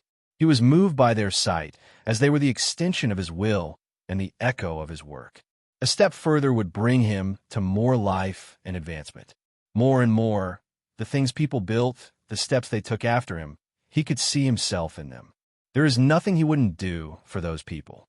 He walked in the street as if he was touching the air that flowed around him. He knew this place by heart, even though most of the building went up by a level or two. Some eyes fell into him. He smiled even if he never saw them before. They felt him as much as he felt them. That bond was strange and powerful. They never understood it, but they knew he was someone they trust. Someone who walks on a great path, for all of them, for selfishness and selflessness. John's presence was strong in this place. He was too noticeable and too attractive. He was felt by those who feel bonded to this land like him, those who see Winterhold as home. He was also felt by those who lurk in the shadows as the shadows were strangling them. He is not just a man. Inside Winterhold, John is the man. The law. The one who ascended to protect the land. Thus, the landed ascended for him in return. This was as anything else, a magic. It was not John's magic or the magic of any mage.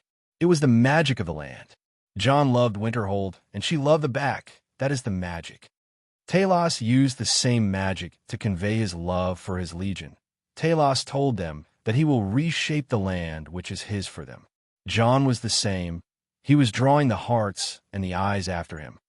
He is no divine, but he was once a demi. The love that makes the divine powers him now. He is there bathed with it, and the more people see him, the stronger it gets. There is no longer a need to point and say, "This is John Dare." It was already known.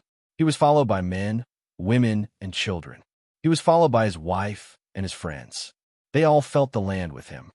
He walked the new streets, the old streets, Shalater's Plaza, the market square, the Temple of Kine. Every place recognized him as much as he recognized them. Hundreds followed him, more watched him from the windows.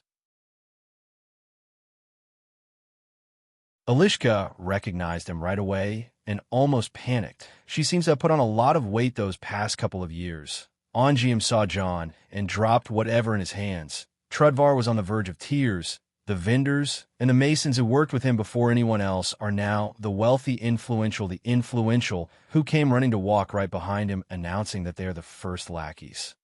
Everything about this cold piece of land on the northernmost edge of the continent was just warm. Soon, John was in front of his house. He wanted to go in as he felt many presences there, but something stopped him. Not far from the house, there was a small platform made of earth with a sword stuck on it. Blood Skull. John felt the powerful connection with that sword awakening after a long slumber. What is this sword doing here? The last time John had that sword was when he infused the last of his divine power inside of it and sent it above the Tower of Music to protect the land in his stead. Not long after you left, some Nord brat from a big clan came and annoyed Alina. Seemed like he said something about you to her, causing her anger to boil, but before my hand or Alina's eyes got to him, a bolt of red lightning came down and split the boy in half. What we saw after was this sword stuck in the ground. Wolfer said, "We tried to remove it from the ground, but it was impossible to lift." Wolfer had to spend a whole week lifting the ground under it to make an earthen platform and not harm the passers-by. Alina continued. People came from all around the place trying to pull it out, but no one ever could. The sword would then fly from its place whenever there was some big fuss, solve the trouble by creating big holes in the ground, and swoosh return back. Jelliner demonstrated. That's classic. John laughed as he remembered the will he left inside the sword. It must have caused a lot of trouble, but now it was time for it to rest. You exhausted too much power, didn't you? John held the handle and pulled it out. Time to rest, old friend. With the sword being effortlessly pulled out, the earthen platform it slept and crumpled, but that wasn't the only aftermath. A strong cheer came from everyone who followed him.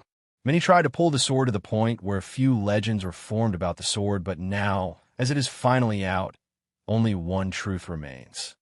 Winterhold progress will never end. John Hill, Mother, here was it, the hug I waited for. I may have grown strong, but I'm still overpowered by Hilda whenever she finds me. How blessed I am. Cousin, John Hill, boy, it was Hilda who came out first from the house. It seemed that Alina called for the whole family to gather here today. Following Hilda were my cousins and my uncles. Even my grandmother is here. People, I'm back. As soon as Hilda let me go, I was held by Hafthor and Vladimir, who pulled me in. Uncle Tyr was there as well. This is impossible. No one told us you're coming. Man, it is really you. Drag him in quickly. Someone send those people away. The situation was too chaotic and hectic. All the relatives were here, and none of them expected me. It is good to be back. How are you all? I asked. Good. Great. We're fine. I was surrounded by my people in my house. Most of us are red-haired and blue-eyed to the point where it caused the newcomers to get scared. I can see Mirren hiding behind Isha from the too much Nordness in one place. Bring him some meat. He looks thin. Grandma, wait. Eat. There's no refusing it when Grandma Jenna stuffs the food in your mouth. Just let me chew. It was a messy yet warm situation. Everyone was here, and everything was interactive. Even the kids were causing an absolute mess, but it was fun to watch. Hey, Leave John alone, you stupid bunch. John, come and see. Hilda, who disappeared for a minute after I came in, was dragging me away from the gathering. Where? Here. Hey, John Hill. The one who greeted me was Bjorna. Cousin, so nice to see you. Wait. Don't tell me. I saw a child in her arms, and I was almost freaking out. Beowulf. Wolfer introduced me. You son of a gun. Come here. I held the boy carefully from Bjorna, and he seemed unwilling to be taken by unfriendly hands. This is your uncle, Wolfer said. What's up? Wolfer and Bjorna had Beowulf not long after I left. The kid is 2 years old now, and he looks like Wolfer almost to a scary point. Congratulations, brother. I handed the boy back to his parents. Thank you. We'll see what kind of a demon spawn you will bring to this world. Wolfer joked carefreely, and the other laughed, but for some reason, Alina and I were facing each other at the moment, and it didn't feel like a laughing matter to us. I didn't want to be a mood killer, so I smiled and nodded. Hey, you still have to meet those two. Hilda pulled me over further in the house, and there were the two she wanted me to meet. Oh my God, you two are so cute I could eat you. Come here. I ran towards Thor and Idun as soon as I saw them. My little brother and sister. The cutest in the world. Once they saw me, they reacted right away. I can't believe how this life is mine, so blessed with two little siblings like these. I feel like getting purified and will almost cry right now. Thor and Idun are my little siblings born during my second labor. Say no more about other people's babies. Those two are cute all the way to ethereous. Thor has short hair and long bangs. He seemed like the kind that likes to suck his fingers, but he had the airs of a troublesome child. Idun, on the other hand, had buffy cheeks and her hair was gathered above her head as she sat on her own and looked at me with her wide eyes. Look at that little cutie. You're my little sister? How can our rotten family have such a pure being? I said as I teased her cheeks, but Thor started hitting my hand with his toy. It was fun to see my little siblings. I bought them a lot of gift from Somerset and elsewhere, but I never know what is suitable for someone their age. Still, in this harmonious air, the most undesirable voice was heard behind. Hands off my daughter. Without any warning, I felt a large palm striking my whole back, as if the wrath of Fire Titan was trying to go through me. I almost crumbled from a sudden pain, but I endured while standing up. Johnrad, what are you doing? You mad? Hilda shouted at Johnrad. No one touches my daughter without going through the process of elimination to eliminate all the darkness of the world of their dirty hands. Only then they can come in contact with my daughter. Even Thor knows that. I could hear that idiot of a father talk about something as I stood up. For goodness sake, Hilda was holding her forehead, troubled from that idiot. Fine, I'll handle him. Out of nowhere, I buried my fist in that man's abdomen, making him bend forward. Co-ward, he said, agonized from the punch in his guise. Ugly me. What's up? Abhorrent child. Johnrad rose up to face me only to look at each other face to face. What on Nern? Oblivion. Us two had a look at each other's faces, and to our utter surprise, we had the same hair and beard styles. You bastard, son of a... This was a big taboo in our book. The two of us would never share the same style one way or the other, but with the same light beard and long hair, this is bound to turn ugly. I'll rip that face of yours off. I'll tear apart your ugly mug. We had each other by the face and were digging our nails into the other's skin, but all of a sudden, our heads were struck down as soon as we started. Stop it, both of you. You're making Idun cry. We turned around to see Idun's eyes getting moisty. Seeing her father and brother fighting is clearly unsettling for the young girl. Damn it. No, don't cry. Here, Nefertiti. Johnrad held his head, not knowing what to do, but I cunningly offered a dose of fluff. Still, she was gonna cry. Your faces are confusing her. One of you must go and shave now. Hilda said. Shave? Right? Where? Johnrad started running around confused, causing me to roll his eyes backward. All right, I said as summoned lust right away. As soon as it fused with me, I manipulated my beard to disappear and my hair to grow shorter. Tada! With my face looking younger, I didn't start to settle down. That was awesome. How did you do it? John Rad was mystified by the miraculous technique. I just did so, as the others. Oomph. It is a technique anyone can learn. The only requirement is to be at least 1% as good-looking as me. I replied, damn you little shit. John Rad ground his teeth, as this is ultimately my victory. My little sister seemed happy with the trick of making my hair grow longer and shorter. Such a thing is nothing. Guess I'll show her how to make a Dater Titan dance on a ball. It was too nice to see my family again, but as I looked around, someone was not there.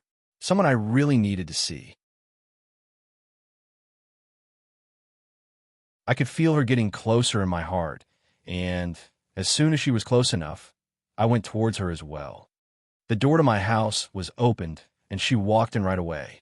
No one stood in her way and cleared the way between us immediately. I finally see her again. I have a lot to tell her about. John, Narina. She is here coming at me with a smile, but she suddenly stopped. Her smile froze. Her eyes widened. I feared this would happen. I feared she would see my chaos. And then again, what really happened in chaos? Bonus. Don, gentlemen, is a chaos recollection.